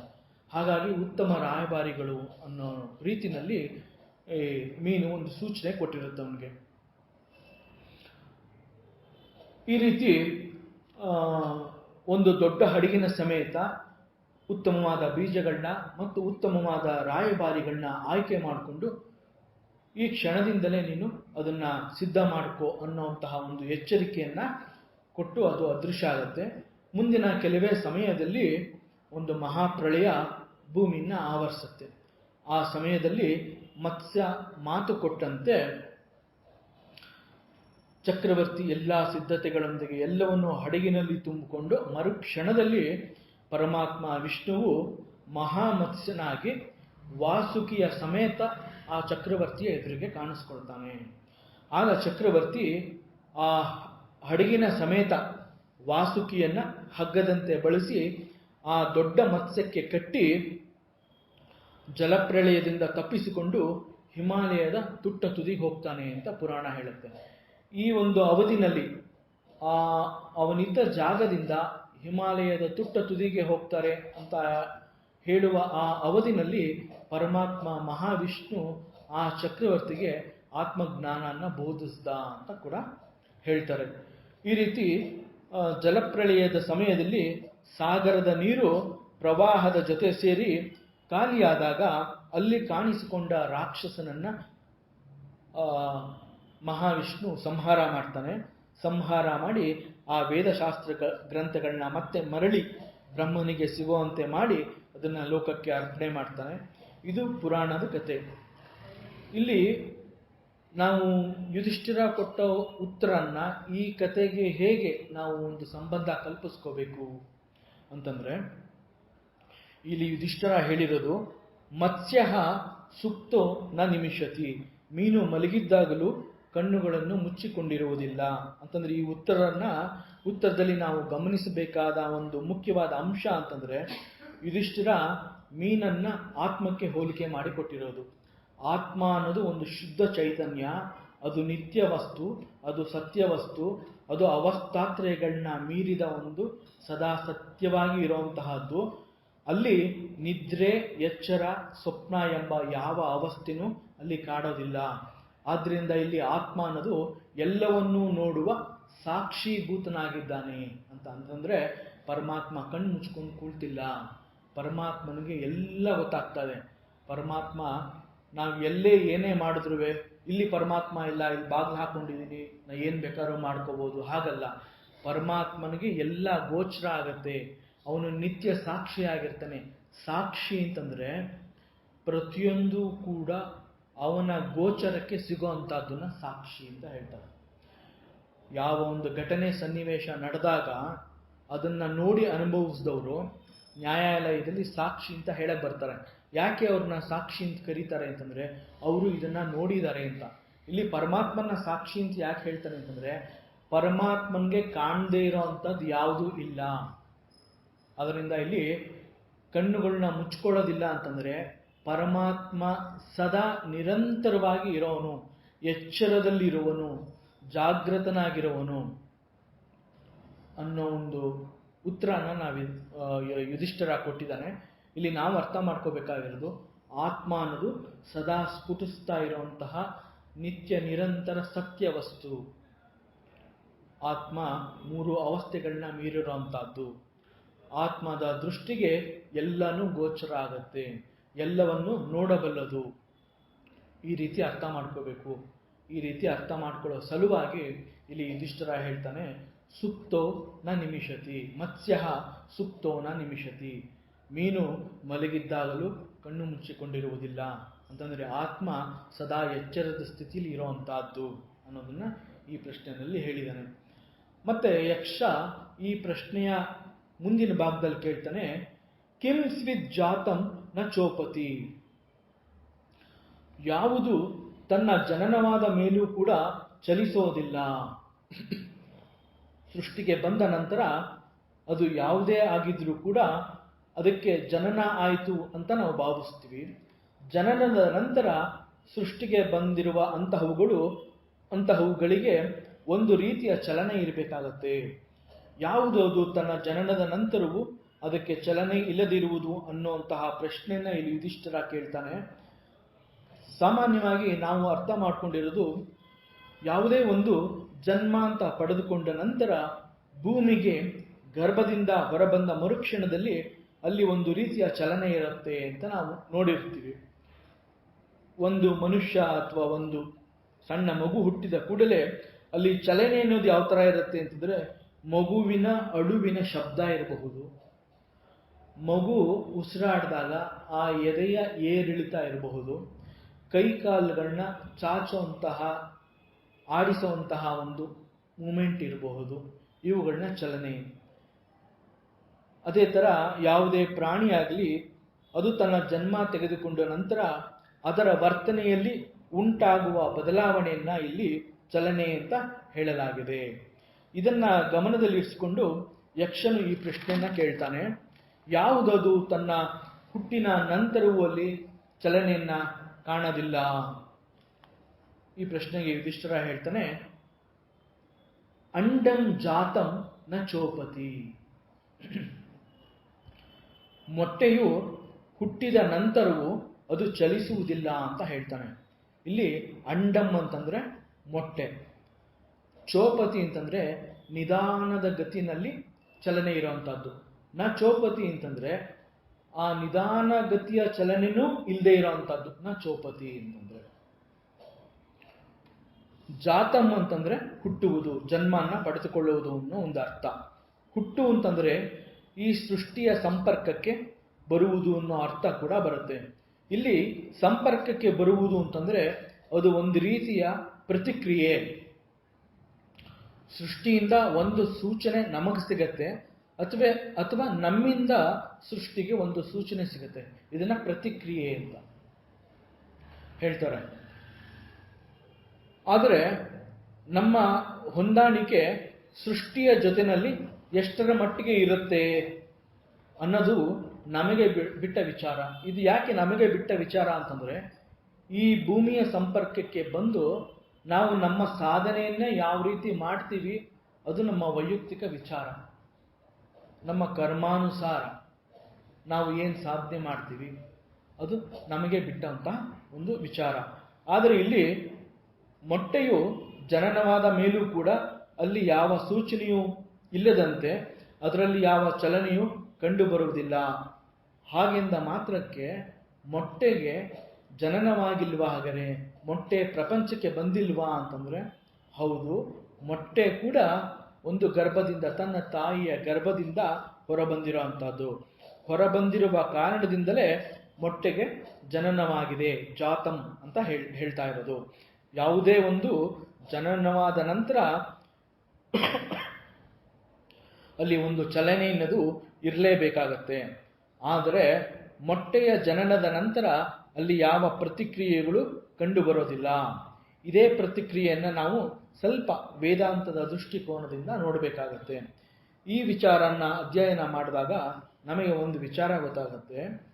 ಸೃಷ್ಟಿಕರ್ತನಾದ ಬ್ರಹ್ಮನ ಸೃಷ್ಟಿಯಲ್ಲಿ ಜೀವ ಸಂಕುಲನಗಳು ಬರುವುದಕ್ಕೆ ಮುಂಚೆ ಯಾವುದನ್ನ ನಾವು ಸೃಷ್ಟಿ ಅಂತ ತಿಳ್ಕೊಂಡಿದ್ದೀವಿ, ಆ ಸೃಷ್ಟಿನಲ್ಲಿ ಜೀವ ಸಂಕುಲನಗಳು ಬರುವುದಕ್ಕೆ ಮುಂಚೆ ಈ ಜೀವನ ಸಂಕುಲನಗಳಿಗಾಗಿ ಒಂದು ಒಳ್ಳೆಯ ವ್ಯವಸ್ಥೆ, ಅಂದರೆ ಅನುಕೂಲಕರವಾದ ಒಂದು ವಾತಾವರಣ, ಜಾಗ ಮತ್ತು ಇನ್ನಿತರ ಉಪಯುಕ್ತವಾದ ವಸ್ತುಗಳು ನಮಗೆ ದೊರಕುವಂತೆ ಮಾಡಲು ಒಂದು ಸಜ್ಜಿಕೆ ಬೇಕಾಗುತ್ತೆ, ಒಂದು ಸ್ಟೇಜ್ ಬೇಕಾಗಿರುತ್ತೆ. ಬ್ರಹ್ಮನು ಈ ಕಾರಣದಿಂದ ಎಲ್ಲ ವ್ಯವಸ್ಥೆಗಳನ್ನ ನಿರ್ಮಾಣ ಮಾಡಿ ಆ ನಂತರ ಪ್ರಜಾ ಸೃಷ್ಟಿಗೆ ಕೈ ಹಾಕ್ತಾನೆ. ತೈತ್ರಿಯ ಉಪನಿಷತ್ತು ಮೊನ್ನೆ ತಾನೇ ಮುಗಿದಿದೆ. ಆ ತೈತ್ರಿಯ ಉಪನಿಷತ್ತಿನಲ್ಲಿ ಒಂದು ಮಂತ್ರ ಬರುತ್ತೆ. ತಸ್ಮಾತ್ ವೈ ಏತಸ್ಮಾತ್ ಆತ್ಮನಃ ಆಕಾಶ ಸಂಭೂತಃ ಆಕಾಶಾತ್ ವಾಯು ವಾಯೋರಗ್ನಿಃ ಅಗ್ನೇರಾಪಃ ಅದ್ಭ್ಯಃ ಪೃಥಿವೀ ಪೃಥಿವ್ಯಾ ಓಷಧಯಃ ಓಷಧೀಭ್ಯೋನ್ನಂ ಅನ್ನಾತ್ ಪುರುಷಃ. ಮಂತ್ರ ಹೀಗೆ ಮುಂದುವರಿಯುತ್ತೆ. ಇಲ್ಲಿ ಆತ್ಮನಿಂದ ಆಕಾಶ ಉತ್ಪನ್ನ ಆಯಿತು, ಆಕಾಶದಿಂದ ವಾಯು, ವಾಯುವಿನಿಂದ ಅಗ್ನಿ, ಅಗ್ನಿಯಿಂದ ನೀರು, ನೀರಿನಿಂದ ಪೃಥ್ವಿ, ಪೃಥ್ವಿಯಿಂದ ಸಸ್ಯಗಳು, ಸಸ್ಯಗಳಿಂದ ಅನ್ನ, ಅನ್ನದಿಂದ ಪುರುಷ. ಇಲ್ಲಿ ಪುರುಷ ಅಂತಂದ್ರೆ ಜೀವಿಗಳು ಅಂತ ಅರ್ಥ ಮಾಡ್ಕೊಳ್ಳೋಣ. ಈ ರೀತಿಯಲ್ಲಿ ಜೀವರಾಶಿಗಳು ಬರುವುದಕ್ಕೆ ಮುಂಚೆ ಈ ರೀತಿಯ ಒಂದು ಅನುಕೂಲಕರವಾದ ವಾತಾವರಣದ ವ್ಯವಸ್ಥೆ, ಸಿದ್ಧತೆಗಳು ಬೇಕಾಗಿರುತ್ತೆ. ಈ ಎಲ್ಲವುಗಳನ್ನ ಒದಗಿಸಿ ನಮಗೆ ಸಿಗುವಂತೆ ಮಾಡಿ ನಂತರ ಪರಮಾತ್ಮ ಪ್ರಜಾ ಸೃಷ್ಟಿಗೆ ಕೈ ಹಾಕ್ತಾನೆ. ಸಕಲ ಜೀವರಾಶಿಗಳು, ಪ್ರಾಣಿ ಪಕ್ಷಿ ಕೀಟ ವೃಕ್ಷ ಮನುಷ್ಯರುಗಳು ಕೂಡ ಎಲ್ಲರೂ ಒಂದೇ ಕಡೆ ವಾಸ ಮಾಡುವಂತೆ ಮಾಡಿದ ಈ ಲೋಕಕ್ಕೆ ಬ್ರಹ್ಮಾಂಡ ಅಂತ ಕರಿತೀವಿ. ಆದ್ದರಿಂದ ಬ್ರಹ್ಮಾಂಡದಲ್ಲಿ ಎಲ್ಲವೂ ಇದೆ ಅನ್ನೋ ಒಂದು ತಿಳುವಳಿಕೆ ಗೊತ್ತಾಗುತ್ತೆ. ಬ್ರಹ್ಮ ಅಂತಂದ್ರೆ ಬೃಹತ್. ಆ ಬೃಹತ್ತಲ್ಲಿ ಇಲ್ಲದೆ ಇರೋವಂಥದ್ದು ಏನೂ ಇಲ್ಲ, ಎಲ್ಲವೂ ಇದೆ ಅಂತಂದ್ರೆ ಸಂಪೂರ್ಣ ಅಂತ. ಬ್ರಹ್ಮಾಂಡದ ಸೃಷ್ಟಿಯಾದ ನಂತರ ಜೀವರಾಶಿಗಳು ಸೃಷ್ಟಿಯಾದವು ಅನ್ನೋದು ಕೂಡ ಗೊತ್ತಾಗುತ್ತೆ. ಬ್ರಹ್ಮಾಂಡದ ಸೃಷ್ಟಿಯಲ್ಲಿ ಜೀವರಾಶಿಗಳು ಬರುವ ತನಕವೂ ಅಲ್ಲಿ ಏನೂ ಇರಲಿಲ್ಲ. ಯಾವ ರೀತಿಯ ಚಲನೆಗಳು ಕೂಡ ಮತ್ತು ಪ್ರತಿಕ್ರಿಯೆಗಳು ಕೂಡ ಕಂಡು ಬಂದಿರಲಿಲ್ಲ. ಬ್ರಹ್ಮಾಂಡ ಅನ್ನುವ ಒಂದು ಪದದಲ್ಲಿ ಈ ಅಂಡಂ ಅನ್ನೋ ಒಂದು ಪದ ಕೂಡ ಇದೆ. ಬ್ರಹ್ಮ ಅಂತಂದ್ರೆ ಬೃಹತ್, ಅಂಡಂ ಅಂತಂದ್ರೆ ಆ ಒಂದು ಇಲ್ಲಿ ಮೊಟ್ಟೆಯನ್ನು ಅರ್ಥ ಬರುತ್ತೆ. ಸೊ ಬ್ರಹ್ಮನಿಂದ ಬಂದಿರೋಂತಹದ್ದು ಬ್ರಹ್ಮಾಂಡ ಅಂತ ಹೇಳ್ಬೋದು. ಬ್ರಹ್ಮನಿಂದ ಸೃಷ್ಟಿಯಾದ ಈ ಅಂಡದಲ್ಲಿ ಮೊದಲಿಗೆ ಯಾವ ಚಲನೆಯೂ ಕಾಣಿಸಲಿಲ್ಲ, ಕೇವಲ ಅಂಡದ ಜನನ ಮಾತ್ರ ಆಯಿತು. ಯುಧಿಷ್ಠಿರ ಉತ್ತರ ಹೇಳ್ತಾ ಇರೋದಿಲ್ಲಿ ಅಂಡಂ ಜಾತಂ ನ ಚೋಪತಿ, ಅಂದರೆ ಮೊಟ್ಟೆಯು ಹುಟ್ಟಿದ ನಂತರವೂ ಅಲ್ಲಿ ಚಲನೆ ಕಂಡು ಬರುವುದಿಲ್ಲ. ಇಲ್ಲಿ ಕೇವಲ ನಾವು ಅರ್ಥ ಮಾಡ್ಕೋಬೇಕಾಗಿರೋದು, ನಮ್ಮಂತಹವರಿಗೆ, ನಮ್ಮಂತಹ ಸಾಮಾನ್ಯ ಮನುಷ್ಯರಿಗೆ ಈ ಬ್ರಹ್ಮಾಂಡದ ಕಲ್ಪನೆಯ ಪರಿಚಯ ಮಾಡಿಸುವ ಉದ್ದೇಶದಿಂದ ಬಹುಶಃ ಈ ರೀತಿಯ ಪ್ರಶ್ನೆಯನ್ನ ಯಕ್ಷ ಕೇಳಿದಾನ. ಹಾಗಾದ್ರೆ ಮತ್ತೊಂದು ದೃಷ್ಟಿಯಿಂದ ಈ ಪ್ರಶ್ನೆಯನ್ನ ನೋಡಿದ್ರೆ ಬಹುಶಃ ಇದು ನನ್ನನ್ನು ಅಥವಾ ನಮ್ಮನ್ನು ಕುರಿತೆ, ಮಾನವರನ್ನು ಕುರಿತು ನಡೆಸಿದ ಸಂವಾದ ರೂಪದ ಪ್ರಶ್ನೆ ಮತ್ತು ಉತ್ತರ. ಅದಕ್ಕೆ ಇಲ್ಲಿ ನಾನು ಅಥವಾ ನಮ್ಮನ್ನು ಅಂತ ನಾವು ಹೇಳ್ಕೊಂಡಾಗ, ಮತ್ತೆ ಇದಕ್ಕೆ ಮುಂಚೆ ಬ್ರಹ್ಮಾಂಡ ಅಂತ ನಾವೇನು ಹೇಳ್ಕೊಂಡಿದ್ದೀವಿ, ಅದಕ್ಕೆ ನಾವೇನು ಹೇಳ್ತೀವಿ ಅಂತಂದ್ರೆ, ಈ ನಾನು ಅನ್ನೋದು ಪ್ರಕೃತಿಗಿಂತ ಬೇರೆ ಅಲ್ಲ. ನಾನು ಅನ್ನೋದು ಪ್ರಕೃತಿಗಿಂತ ಬೇರೆ ಅಲ್ಲ, ಪ್ರಕೃತಿಯ ಒಂದು ಅಂಶ ನಾನು. ಪರಮಾತ್ಮನ ಈ ಪ್ರಕೃತಿ ಅಂತ ನಾವೇನು ಹೇಳ್ತೀವಿ, ನಾನು ಬೇರೆ ಅಲ್ಲ, ಅದು ಬೇರೆ ಅಲ್ಲ. ಇದನ್ನ ತುಂಬ ದೀರ್ಘವಾಗಿ ಯೋಚನೆ ಮಾಡ್ತಾ ಹೋದಾಗ, ಇದನ್ನ ತುಂಬ ಚಿಂತನೆಗೆ ಇಟ್ಕೊಂಡಾಗ ಕೂಡ ಈ ಒಂದು ಅಹಂ ಬ್ರಹ್ಮಾಸ್ಮಿ ಅನ್ನೋ ಒಂದು ಯೋಚನೆ ಕೂಡ ನಾವು ತಗೊಂಡು ಹೋಗಬಹುದು ಚಿಂತನೆಗೆ ಇಟ್ಕೊಂಡ್ರೆ. ಈ ಸೃಷ್ಟಿನಲ್ಲಿ ಪೂರ್ಣ ಪ್ರಮಾಣದ ಬೆಳವಣಿಗೆ ಅಥವಾ ವಿಕಾಸ ಅಂತಂದ್ರೆ ಅದು ಮಾನವನನ್ನು ಕುರಿತು ಹೇಳಿರುವ ಒಂದು ಸತ್ಯ. ಯಾಕೆ ಅಂತಂದ್ರೆ ಮನುಷ್ಯ ಹುಟ್ಟಿದ ಮೇಲೆ ಅವನ ಒಂದು ಮುಂದಿನ ಗುರಿ ಬೇರೆನೇ ಇರುತ್ತೆ. ವೇದಾಂತದಲ್ಲಿ ಏನು ಹೇಳುತ್ತೆ ಅಂತಂದ್ರೆ ಪ್ರಾಣಿಗಳಿಗೂ ಕೂಡ ನಿದ್ರಾ ಆಹಾರ ಭಯ ಮೈಥುನ ಅನ್ನೋದು ಪ್ರಾಣಿಗಳಲ್ಲೂ ಇದೆ. ಮನುಷ್ಯರಿಗೂ ಕೂಡ ಈ 4 ಇನ್ಸ್ಟಿಂಕ್ಟ್ಗಳು ಇದೆ. ಪ್ರಾಣಿಗಳು ಕೂಡ ಈ ನಿದ್ರಾ ಆಹಾರ ಭಯ ಮೈಥುನ ಅನ್ನೋದನ್ನು ಹೇಗೆ ಅನುಭವಿಸುತ್ತೆ, ಮನುಷ್ಯ ಕೂಡ ಈ 4ಕ್ಕೆ ಸೀಮಿತ. ಆದರೆ ಪ್ರಾಣಿಗಳಿಗೂ ಮನುಷ್ಯನಿಗೂ ವ್ಯತ್ಯಾಸನೇ ಇಲ್ಲ. ಇದನ್ನ ಮೀರಿ ಅವನು ಮುಂದೆ ಸಾಧನೆ ಮಾಡಬೇಕು. ಹಾಗಾಗಿ ಪ್ರಾಣಿಗಳಿಗಿಂತ ಬೇರೆಯದೇ ಆದ ಒಂದು ಯೋಚನೆ ಮಾಡುವಂತಹ ಶಕ್ತಿ ಅಂತಂದ್ರೆ ಆ ಬುದ್ಧಿ ಅನ್ನೋದನ್ನ ಪರಮಾತ್ಮ ನಮಗೆ ಯಾಕೆ ಕೊಟ್ಟಿದ್ದಾನೆ ಅಂತಂದ್ರೆ ಮುಂದೆ ನಾವು ಇನ್ನೂ ಒಂದು ಹೆಜ್ಜೆ ಮುಂದೆ ಹೋಗಬೇಕು ಅನ್ನೋ ಕಾರಣಕ್ಕೆ ನಮ್ಮನ್ನ ಪ್ರಾಣಿ ವರ್ಗದಿಂದ ಬೇರೆಯದೇ ಅನ್ನೋ ರೀತಿಯಲ್ಲಿ ಹೇಳಿದ್ದಾನೆ. ಅದನ್ನೇ ಇಲ್ಲಿ ಹೇಳ್ತಾ ಇರೋದು, ಈ ಸೃಷ್ಟಿನಲ್ಲಿ ಪೂರ್ಣ ಪ್ರಮಾಣದ ಬೆಳವಣಿಗೆ ಅಥವಾ ವಿಕಾಸ ಅಂತಂದ್ರೆ ಅದು ಮಾನವನನ್ನು ಕುರಿತು ಹೇಳಿರುವ ಒಂದು ಸತ್ಯ. ಸಕಲ ಜೀವರಾಶಿಗಳಿಗೆ ಹೋಲಿಸಿ ನೋಡಿದ್ರೆ ಮನುಷ್ಯನ ಮುಂದಿನ ಹೆಜ್ಜೆ ಅಥವಾ ಮುಂದಿನ ಚಲನೆ ಅಥವಾ ಮುಂದಿನ ಗತಿ ಅಂದ್ರೆ ಅದು ಮೋಕ್ಷಕ್ಕೆ ಮಾತ್ರ. ಮೋಕ್ಷ ಅಂತಂದ್ರೆ ಸದ್ಯದ ಪರಿಸ್ಥಿತಿನಲ್ಲಿ ಬಿಡುಗಡೆ ಅಂತ ತಿಳ್ಕೊಳ್ಳೋಣ ನಾವು. ಬಿಡುಗಡೆಗೆ ಮಾತ್ರ ಅಥವಾ ಮೋಕ್ಷಕ್ಕೆ ಮಾತ್ರ. ಮನುಷ್ಯ ಹುಟ್ಟಿದ ನಂತರ ಅವನು ಜ್ಞಾನಕ್ಕಾಗಿ ಅಧಿಕಾರವನ್ನ ಗಳಿಸುವವರೆಗೂ ಅವನ ಹುಟ್ಟಿಗೆ ನಿಜವಾಗಿ ಒಂದು ಅರ್ಥ ಇರೋದಿಲ್ಲ. ಇಲ್ಲಿ ಜ್ಞಾನ ಅಂತಂದ್ರೆ ಆತ್ಮಜ್ಞಾನ ಬ್ರಹ್ಮಜ್ಞಾನ ಅಂತ ತಿಳ್ಕೋಬೇಕಾಗುತ್ತೆ. ಮನುಷ್ಯನಾಗಿ ಹುಟ್ಟಿದ ಪ್ರತಿಯೊಬ್ಬನಿಗೂ ಆತ್ಮಜ್ಞಾನದ ಸಂಪಾದನೆಗೆ ಹಕ್ಕು ಇದೆ. ಮನುಷ್ಯನಾಗಿ ಹುಟ್ಟಿದಾನೆ ಅಂತಂದ್ರೆ ಅವನು ಆತ್ಮಜ್ಞಾನ ಸಂಪಾದನೆ ಮಾಡಿಕೊಳ್ಳೋಕ್ಕೆ ಎಲ್ಲ ಅರ್ಹತೆಗಳು ಇದೆ ಅಂತ. ಒಂದ್ಸಲಿ ರಮಣ ಮಹರ್ಷಿಗಳ ಹತ್ರ ಒಬ್ಬ ವ್ಯಕ್ತಿ ಹೋಗ್ತಾನೆ. ಆ ವ್ಯಕ್ತಿ ಹೋಗಿ ಅವ್ರನ್ನ ಕೇಳ್ತಾರೆ, ಗುರುಗಳೇ, ನಾನು ಬ್ರಹ್ಮಜ್ಞಾನನ ತಿಳ್ಕೋಬೋದಾ ಅಂತ ಕೇಳ್ತಾನೆ. ಆಗ ರಮಣ ಮಹರ್ಷಿಗಳು ಹೇಳ್ತಾರೆ, ಆ ನಾನು ಅಂತ ನೀ ಹೇಳಿದ್ಯಲ್ಲ, ನಿನಗೆ ಎಲ್ಲ ಅಧಿಕಾರ ಇದೆ. ಆ ನಾನು ಅನ್ನೋದನ್ನ ನೀನು ತಿಳ್ಕೊಳ್ಳೇಬೇಕು.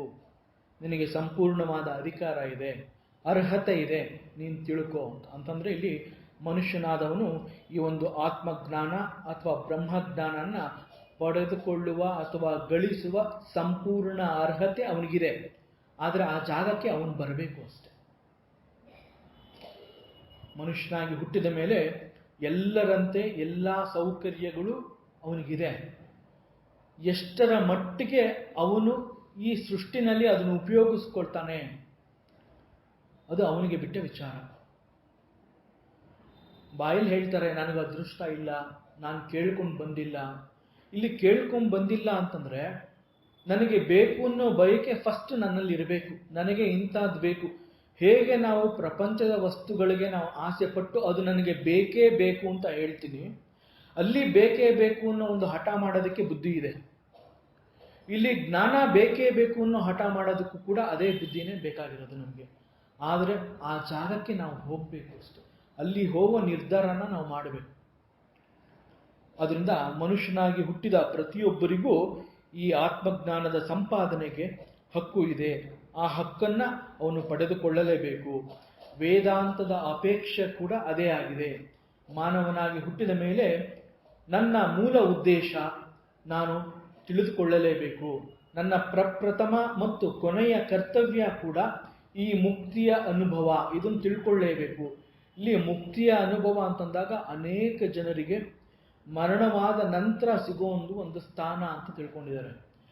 ಮುಕ್ತಿಯ ಅನುಭವ ನಾವು ಹುಟ್ಟಿದ್ದಾಗ, ನಮಗೆ ಜ್ಞಾನ ಇದ್ದಾಗ, ನಾವು ಪ್ರಜ್ಞೆ ಇದ್ದಾಗಲೇ ಅದನ್ನ ಅನುಭವಿಸ್ಬೇಕು. ಪರಮಾತ್ಮನ ದರ್ಶನ ಆಗಬೇಕು, ಪರಮಾತ್ಮ ತಿಳ್ಕೋಬೇಕು, ಪರಮಾತ್ಮನ ನಾನು ನೋಡಬೇಕು. ಆ ಮುಕ್ತಿ ಅಂತಂದ್ರೆ ಏನು ಅದೆಲ್ಲ ನಾನು ಅರ್ಥ ಮಾಡ್ಕೋಬೇಕು ಅಂತಂದ್ರೆ ಆ ನಾನು ಅನ್ನೋ ಪ್ರಜ್ಞೆ ಇದ್ದಾಗ ಮಾತ್ರ ಅದನ್ನೆಲ್ಲ ನಾವು ಅನುಭವಿಸ್ಬೇಕು. ಎಲ್ಲೋ ನಾನು ಸತ್ತ ಮೇಲೆ ನಾನು ಅಲ್ಲೆಲ್ಲೋ ಹೋಗಿ ಸೇರ್ತೀನಿ ಅಂತಂದ್ರೆ ನಾನು ಸೇರ್ತೀನೋ ಬಿಡ್ತೀನೋ, ನಾನು ಆ ಅನುಭವ ಪಡ್ಕೊಂಡಿದ್ದೀನೋ, ನನಗೆ ಪರಮಾತ್ಮನ ದರ್ಶನ ಆಯ್ತಾ, ನಾನು ವೇದ ಉಪನಿಷತ್ಗಳು ಕಲ್ತ್ಕೊಂಡ, ನನಗೆ ರಾಮಾಯಣ ಗೊತ್ತಾಯ್ತಾ, ಮಹಾಭಾರತ ಗೊತ್ತಾಯ್ತಾ, ಯಾರಿಗೂ ಹೇಳ್ಕೊಳಕ್ ಆಗದೆ ಇರೋ ಜಾಗ ಹೋಗಿ ತಲುಪಾಗೋಗಿರುತ್ತೆ ಮರಣ ಆದಮೇಲೆ. ಸೊ ಬದುಕಿರುವಾಗ, ಅದಕ್ಕೆ ದಾಸರು ಹೇಳ್ತಾರೆ, ನಾಲಿಗೆ ಇದ್ದಾಗ, ನರಜನ್ಮ ಬಂದಾಗ ನಾಲಿಗೆ ಇದ್ದಾಗ ಕೃಷ್ಣ ಎನ್ನಬಾರದೆ. ಆದ್ದರಿಂದ ಈ ಮುಕ್ತಿಯ ಅನುಭವ ಅನ್ನೋದನ್ನು ನಾವು ನಮ್ಮ ಈ ಒಂದು ಜ್ಞಾನ, ನಾವು ಎಲ್ಲ ರೀತಿಯಿಂದ ಸರಿಯಾಗಿದ್ದೀವಿ, ನಮಗೆಲ್ಲ ಸೌಕರ್ಯಗಳಿದೆ, ಎಷ್ಟು ಒಳ್ಳೆಯ ಜಾಗ ಇದೆ, ಪ್ರತಿದಿನ ಯಜ್ಞ ನಡೆಯುವಂತಹ ಜಾಗ, ಬರಬೇಕು, ಅನೇಕ ಗುರುಗಳು ಬರ್ತಾರೆ, ಕೇಳಿಸ್ಕೋಬೇಕು, ಒಂದು ಸಾಧನೆ ಮಾಡಲೇಬೇಕು. ನಾವು ಜ್ಞಾನ ಪಡ್ಕೊಳ್ಳೋದಕ್ಕೆ ನಮಗೆ ಸಂಪೂರ್ಣ ಹಕ್ಕಿದೆ ಅನ್ನೋದು ಈ ಥರ ಅನೇಕ ಹತ್ತಾರು ಜಾಗಗಳು, ಅವಕಾಶಗಳು ನಮ್ಮ ಕಣ್ಣು ಮುಂದೆ ಇದೆ. ನಾವು ಅದನ್ನು ನೋಡಿ ಗುರುತಿಸ್ಕೋಬೇಕಾಗತ್ತೆ. ಆದ್ದರಿಂದ ಇಲ್ಲಿ ವೇದಾಂತ ಏನು ಹೇಳುತ್ತೆ ಅಂತಂದರೆ, ಪ್ರತಿಯೊಬ್ಬ ಮನುಷ್ಯನೂ ಕೂಡ ಈ ಒಂದು ಅನುಭವ ಪಡ್ಕೊಳ್ಳೇಬೇಕು ಅನ್ನೋದು ನಮಗಿಂತ ಹೆಚ್ಚಾಗಿ ವೇದಾಂತದ ಅಪೇಕ್ಷೆ ಆಗಿದೆ. ಜ್ಞಾನ ಸಂಪಾದನೆಗಾಗಿ ನಾವು ಕೆಲವು ಅರ್ಹತೆಗಳನ್ನ ಗಳಿಸ್ಕೋಬೇಕಾಗತ್ತೆ. ಅಂತಹ ಅರ್ಹತೆಗಳಲ್ಲಿ ಒಬ್ಬ ಮನುಷ್ಯನಿಗೆ ಕೆಲವು ಮಂತ್ರ ಮತ್ತು ದೈವಿಕ ಆಚರಣೆಗಳನ್ನ ಬೋಧಿಸುವ ಮೊದಲು ಅವನಿಗೆ ಉಪನಯನ ಅನ್ನೋ ಒಂದು ವಿಧಿ ಆಚರಿಸುವ ಒಂದು ಕ್ರಮ ಈಗಲೂ ಕೂಡ ಇದೆ. ಆ ಮಂತ್ರೋಪದೇಶ ಅಂತ ಏನು ಹೇಳ್ತಾರೆ, ಇದನ್ನ ಮನನಂ ತ್ರಾಯತಿ ಇತಿ ಮಂತ್ರ ಅಂತ. ಅಂತಂದ್ರೆ ಕೆಲವು ವಿಚಾರಗಳನ್ನ ಸತತವಾಗಿ ಮನನ ಮಾಡಿಕೊಳ್ಳುವ ಮೂಲಕ ಅದರ ಸತ್ಯತೆಗಳನ್ನು ತಿಳಿದುಕೊಳ್ಳುವ ಕ್ರಮಕ್ಕೆ ಮಂತ್ರ ಅಂತ ಹೆಸರು. ಉಪನಯನ ಅಂತಂದ್ರೆ ಅವನ ಒಂದು ದೃಷ್ಟಿಗೆ ಗೋಚರಿಸುವಂತೆ ಕೆಲವೊಂದುಗಳು ಅವನಿಗೆ ಹತ್ತಿರದಲ್ಲೇ ಅನುಭವವಾಗುವ ಕ್ರಮವನ್ನು ತಿಳಿಸಿಕೊಡುವಂತಹ ಒಂದು ವಿಧಾನಕ್ಕೆ ಉಪನಯನ. ಉಪ ಅಂತಂದ್ರೆ ಹತ್ತಿರ, ನಯನ ಅಂತಂದ್ರೆ ಕಣ್ಣು. ಅತಿ ಹತ್ತಿರದಲ್ಲಿ ನನಗೆ ಗೋಚರ ಆಗುವಂತಹ ಈ ಒಂದು ಮಂತ್ರದ ಉಪದೇಶ ಮತ್ತು ಸದಾ ನಾನು ಮನನ ಮಾಡಿಕೊಳ್ಬೇಕು, ಈ ಒಂದು ವಿಧಿ ಆಚರಣೆಯನ್ನ ಉಪನಯನ ಅಂತ ಹೇಳ್ತಾರೆ. ಆ ಉಪನಯನ ಮಾಡಿದಾಗ ಅವನಿಗೆ ಆ ಒಂದು ಮಟ್ಟಕ್ಕೆ ಅವನು ಬಂದಿರ್ತಾನೆ, ಆಗ ಅವನಿಗೆ ಮಂತ್ರೋಪದೇಶ ಆಗತ್ತೆ. ಉಪನಯನದ ನಂತರ ಅವನ ವಿದ್ಯಾಭ್ಯಾಸ ಗುರುಗಳ ಬಳಿಯಲ್ಲಿ, ಆಶ್ರಮದಲ್ಲಿ ಅಥವಾ ಗುರುಕುಲದಲ್ಲಿ ನಡೆಯುವ ಒಂದು ಪರಿಪಾಠ ಹಿಂದೆ ಇತ್ತು. ಹೀಗಾಗಿ ಒಬ್ಬ ವ್ಯಕ್ತಿ ಹುಟ್ಟಿದ ನಂತರ ಅವನಲ್ಲಿ ಚಟುವಟಿಕೆಗಳು ಇದ್ದರೂ ಕೂಡ, ಒಬ್ಬ ಮನುಷ್ಯ ಹುಟ್ಟಿದ ನಂತರ ಅವನಲ್ಲಿ ಚಟುವಟಿಕೆಗಳು ಇದ್ದರೂ ಕೂಡ ವೇದಾಂತದ ದೃಷ್ಟಿಯಲ್ಲಿ ಅವನು ನ ಚೋಪತಿ ಅಂತಂದ್ರೆ ಅವನಲ್ಲಿ ಚಲನೆ ಇಲ್ಲ. ಆದ್ದರಿಂದ ಮನುಷ್ಯ ಅನ್ನೋನು ಹುಟ್ಟಿದ ನಂತರ ಆತ್ಮಜ್ಞಾನಕ್ಕೆ ಬರದೇ ಹೋದರೆ ಹುಟ್ಟಿದರೂ ಕೂಡ ನ ಚೋಪತಿ, ಅವನಲ್ಲಿ ಚಲನೆ ಇಲ್ಲ. ಲೌಕಿಕವಾಗಿ ನಾವೆಲ್ಲ ಓಡಾಡ್ಕೊಂಡಿದ್ದೀವಿ, ಊಟ ತಿಂಡಿ ಮಾಡ್ತೀವಿ, ಬೇಕಾದ ಕೊಂಡ್ಕೋತೀವಿ, ಪ್ರಪಂಚದ ಸುಖಗಳನ್ನ ಅನುಭವಿಸ್ತಾ ಇರ್ತೀವಿ, ಅದು ಚಲನೆ ಅಲ್ಲ. ವೇದಾಂತ ಹೇಳೋದು ಏನು ಅಂತಂದ್ರೆ, ಮನುಷ್ಯನಾಗಿ ಹುಟ್ಟಿದ ಮೇಲೆ ಈ ಜ್ಞಾನ ನೀನು ತಿಳ್ಕೊಳ್ಳೇಬೇಕು.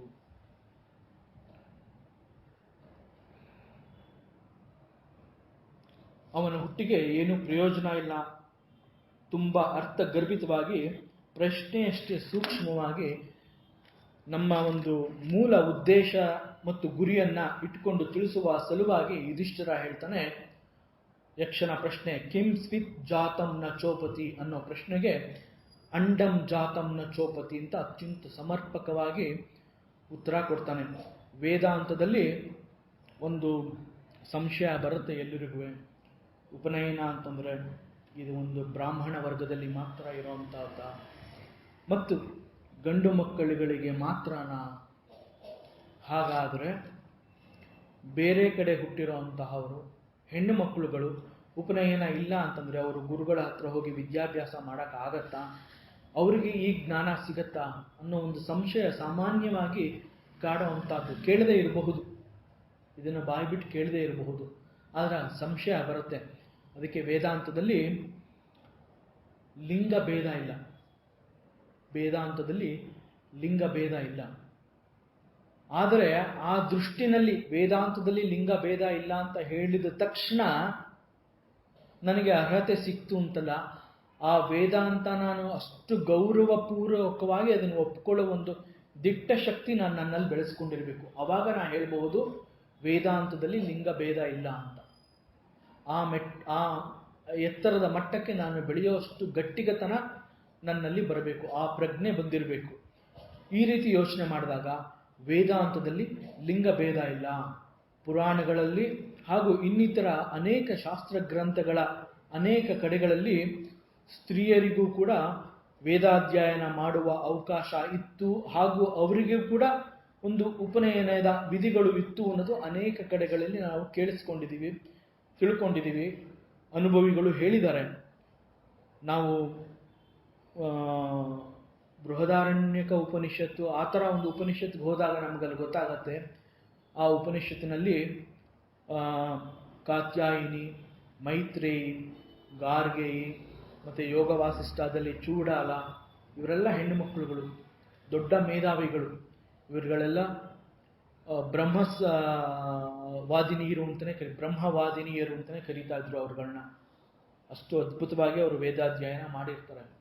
ಸೊ ಅವರುಗಳ ಉದಾಹರಣೆಯನ್ನು ತಗೊಂಡಾಗ ಅವರುಗಳು ಹೆಣ್ಣು ಮಕ್ಕಳು ಅಂತ ಅಂದರೆ ಅವರಿಗೆ ಇದ್ದ ಅರ್ಹತೆ ಮನುಷ್ಯನಾಗಿ ನಾ ಹುಟ್ಟಿದ ಮೇಲೆ ನನಗೂ ಕೂಡ ಇದೆ. ಭಗವಂತ ಇದನ್ನ ಗೀತೆಯಲ್ಲಿ ಕೂಡ ಹೇಳ್ತಾನೆ. ಈ ಜಾತಿ ಪರಿಸ್ಥಿತಿ ಅನ್ನೋದು ಅಥವಾ ಜಾತಿ ವ್ಯವಸ್ಥೆ ಅನ್ನೋದು ಒಂದು ಇತ್ತೀಚಿನ ವ್ಯವಸ್ಥೆನಲ್ಲಿ ಕಂಡು ಬಂದಿರುವಂತಹದ್ದು. ಆದರೆ ವೇದಾಂತದ ದೃಷ್ಟಿಯಲ್ಲಿ ನಮ್ಮ ಗುಣಗಳು ನಮ್ಮನ್ನ ಜಾತಿ ಅನ್ನೋ ರೀತಿನಲ್ಲಿ ವರ್ಗ ಮಾಡಿದರಲ್ಲಿ. ಆದ್ರಿಂದ ಇಲ್ಲಿ ಜಾತಿನೂ ಮುಖ್ಯ ಅಲ್ಲ, ಗಂಡು ಹೆಣ್ಣು ಅನ್ನೋ ಒಂದು ಲಿಂಗ ಭೇದ ಕೂಡ ಇಲ್ಲ. ವೇದಾಂತದಲ್ಲಿ ಕೇವಲ ಮನುಷ್ಯ ಅಷ್ಟು ಮಾತ್ರ ಸತ್ಯ. ಅದರಿಂದ ಪ್ರತಿಯೊಬ್ಬರಿಗೂ ವೇದಾಧ್ಯಯನಕ್ಕೆ ಅರ್ಹತೆ ಇದೆ. ಪ್ರತಿಯೊಬ್ಬರು ಇದನ್ನ ತಿಳ್ಕೊಳ್ಳೋ ಪ್ರಯತ್ನ ಮಾಡಲೇಬೇಕು. ಈ ರೀತಿಯಾದ ಒಂದು ಉತ್ತರವನ್ನು ಕೊಡ್ತಾನೆ ಅಂತಂದ್ರೆ ಇಲ್ಲಿ ಅಂಡಂ ಜಾತಂನ ಚೋಪತಿ ಅಂತ ಕೊಟ್ಟಿರುವಂತಹ ಉತ್ತರದಲ್ಲಿ ನಾವು ಮುಖ್ಯವಾಗಿ ಗಮನಿಸಬೇಕಾಗಿರೋದು, ಒಂದು ಮೊಟ್ಟೆ ಅಂತ ಅವನು ಹೇಳಿದಾಗ ಆ ಮೊಟ್ಟೆ ನಮ್ಮ ಕಣ್ಮುಂದೆ ಬಂದರೆ ಪ್ರಯೋಜನ ಇಲ್ಲ. ಆದರೆ ಮೊಟ್ಟೆ ಅಂತ ಯಾವುದನ್ನು ಕರೆದಿದ್ದಾನೆ ಅಂತಂದ್ರೆ ಮನುಷ್ಯನಾಗಿ ನೀ ಹುಟ್ಟಿದ್ದು ಓಡಾಡ್ಕೊಂಡಿದ್ದು ಅದನ್ನ ಚಲನೆ ಅಂತ ತಿಳ್ಕೊಬೇಡ. ಆ ಚಲನೆ ನಿನ್ನಲ್ಲಿ ಯಾವಾಗ ಬರುತ್ತೆ ಅಂತಂದ್ರೆ ನೀ ಯಾವಾಗ ವೇದಾಧ್ಯಯನಕ್ಕೆ, ಆತ್ಮಜ್ಞಾನಕ್ಕೆ ಅಥವಾ ಬ್ರಹ್ಮಜ್ಞಾನಕ್ಕೆ ನೀನು ಬರ್ತೀಯ ಅವಾಗ ನಿನ್ನಲ್ಲಿ ನಿಜವಾದ ಚಲನೆ ಇದೆ. ಇಲ್ಲ ಅಂತಂದ್ರೆ ನ ಚೋಪತಿ, ಅಲ್ಲಿ ಚಲನೆ ಕಂಡು ಬರೋದಿಲ್ಲ. ಈ ರೀತಿಯ ಉತ್ತರನ್ನ ಯುಧಿಷ್ಠಿರ ಕೊಟ್ಟಿದ್ದಾನೆ. ಈ ವೇದಾಂತರದ ಉತ್ತರ ಕೊಡೋದಕ್ಕೆ ಅವನು ಮೊಟ್ಟೆಯ ಉದಾಹರಣೆಯನ್ನು ತಗೊಂಡು ಇಲ್ಲಿ ಸೂಕ್ಷ್ಮವಾಗಿ ಉತ್ತರ ಕೊಟ್ಟಿದ್ದಾನೆ. ಮತ್ತು ಯಕ್ಷನ ಇದೇ ಪ್ರಶ್ನೆಯ ಮುಂದಿನ ಭಾಗದಲ್ಲಿ ಯಕ್ಷ ಕೇಳ್ತಾನೆ, ಕಸ್ಯಸ್ವಿದ್ ಹೃದಯಂ ನಾಸ್ತಿ, ಯಾರಿಗೆ ಹೃದಯ ಅನ್ನೋದು ಇಲ್ಲ ಅನ್ನೋ ಪ್ರಶ್ನೆನ ಇಲ್ಲಿ ಯಕ್ಷ ಕೇಳ್ತಾ ಇದ್ದಾನೆ. ಅದಕ್ಕೆ ಯುಧಿಷ್ಠಿರ ಹೇಳ್ತಾನೆ, ಅಶ್ಮನೋ ಹೃದಯಂ ನಾಸ್ತಿ, ಕಲ್ಲಿಗೆ ಹೃದಯ ಅನ್ನೋದು ಇಲ್ಲ ಅಂತ. ಇಲ್ಲಿ ಅಶ್ಮನೋ ಅಂತಂದ್ರೆ ಕಲ್ಲು. ಸಂಸ್ಕೃತದಲ್ಲಿ ಶ್ಮ ಅಂತಂದ್ರೆ ಶರೀರ. ಶರೀರ ಅಥವಾ ದೇಹಕ್ಕೆ ಸಂಸ್ಕೃತದಲ್ಲಿ ಶ್ಮ ಅಂತ ಹೇಳ್ತಾರೆ. ಶರೀರ ಅಥವಾ ದೇಹ ಅನ್ನುವಂತಹದ್ದು ನಾಶವಾಗುವಂತಹ ಒಂದು ವಸ್ತು. ದೇಹ ಅಥವಾ ಶರೀರ ಅನ್ನೋದು ಶಾಶ್ವತ ಅಲ್ಲ, ಅದು ಸತ್ಯವಲ್ಲ. ಅಶ್ಮ ಅಂತಂದ್ರೆ ನಾಶವಾಗದೇ ಇರುವಂತಹದ್ದು. ವೇದಾಂತದ ಭಾಷೆಯಲ್ಲಿ ಯಾವುದಕ್ಕೆ ಒಂದು ಶರೀರ ಅನ್ನೋದು ಇಲ್ಲವೋ ಅದನ್ನ ಅಶ್ಮ ಅಂತ ಹೇಳಬಹುದು. ಯಾವ ವಸ್ತುವಿಗೆ ತನ್ನ ಸ್ವರೂಪ ಜ್ಞಾನದ ಅರಿವು ಇರುವುದಿಲ್ಲವೋ ಅದನ್ನ ಅಶ್ಮ ಅಂತಂದ್ರೆ ಕಲ್ಲು ಅಂತ ಕರೀತಾರೆ. ನಮ್ಮ ವೇದಾಂತಗಳು ನಮಗೆ ತಿಳಿಸ್ಕೊಡ್ತಾ ಇರೋದು ಆತ್ಮ ಎಂಬ ಸತ್ಯದ ವಸ್ತುವಿನ ಬಗ್ಗೆ. ಈ ರೀತಿಯ ಆತ್ಮದ ಬಗ್ಗೆ ನಾವು ವಿಚಾರ ಮಾಡ್ತಾ ಇರುವಂತಹ ಸಂದರ್ಭದಲ್ಲಿ ಈ ಪ್ರಶ್ನೆ ಬಂದಿರೋದ್ರಿಂದ ಇಲ್ಲಿ ಆತ್ಮ ಅನ್ನೋದು ಸರ್ವಾಂತರ್ಯಾಮಿ, ಅದು ಎಲ್ಲೆಲ್ಲಿಯೂ ಇರುವಂತಹದ್ದು, ಸದಾ ಇರುವ ನಿತ್ಯ ಸತ್ಯ ವಸ್ತು. ಜೀವ ಜಡ ಎಂಬ ಎರಡೂ ವಸ್ತುಗಳಲ್ಲಿ ತನ್ನ ಇರುವಿಕೆಯನ್ನ ಅದು ತೋರಿಸ್ಕೊಡುತ್ತೆ. ಜೀವದಲ್ಲಿದ್ದಾಗ ಆತ್ಮವಸ್ತುವು ಸದಾ ಸ್ಫುಟಿಸ್ತಾ ಇರುತ್ತೆ. ಆದರೆ ಜಡದಲ್ಲಿ ಅದಕ್ಕೆ ತನ್ನ ಇರುವಿಕೆಯನ್ನ ಹಾಗೂ ತನ್ನ ಇಷ್ಟ ಕಷ್ಟಗಳ ಬಗ್ಗೆ ಅರಿವಿನ ಜ್ಞಾನನ ತಿಳಿಸೋದಕ್ಕೆ ಸಾಧ್ಯ ಇಲ್ಲ ಅಂತ ಹೇಳ್ತಾರೆ. ಮೊದಲು ಹೃದಯ ಅಂತಂದ್ರೆ ಏನು? ಹೃದಯ ಅನ್ನೋದು ಒಂದು ಸಂಸ್ಕೃತದ ಪದ. ವೇದಾಂತದ ಪ್ರಕಾರ ಹೃದಯ ಎಂಬ ಪದವು ಮೂಲವಾಗಿ ಹೃ ಎಂಬ ಧಾತುವಿನಿಂದ ಬಂದಿದೆ.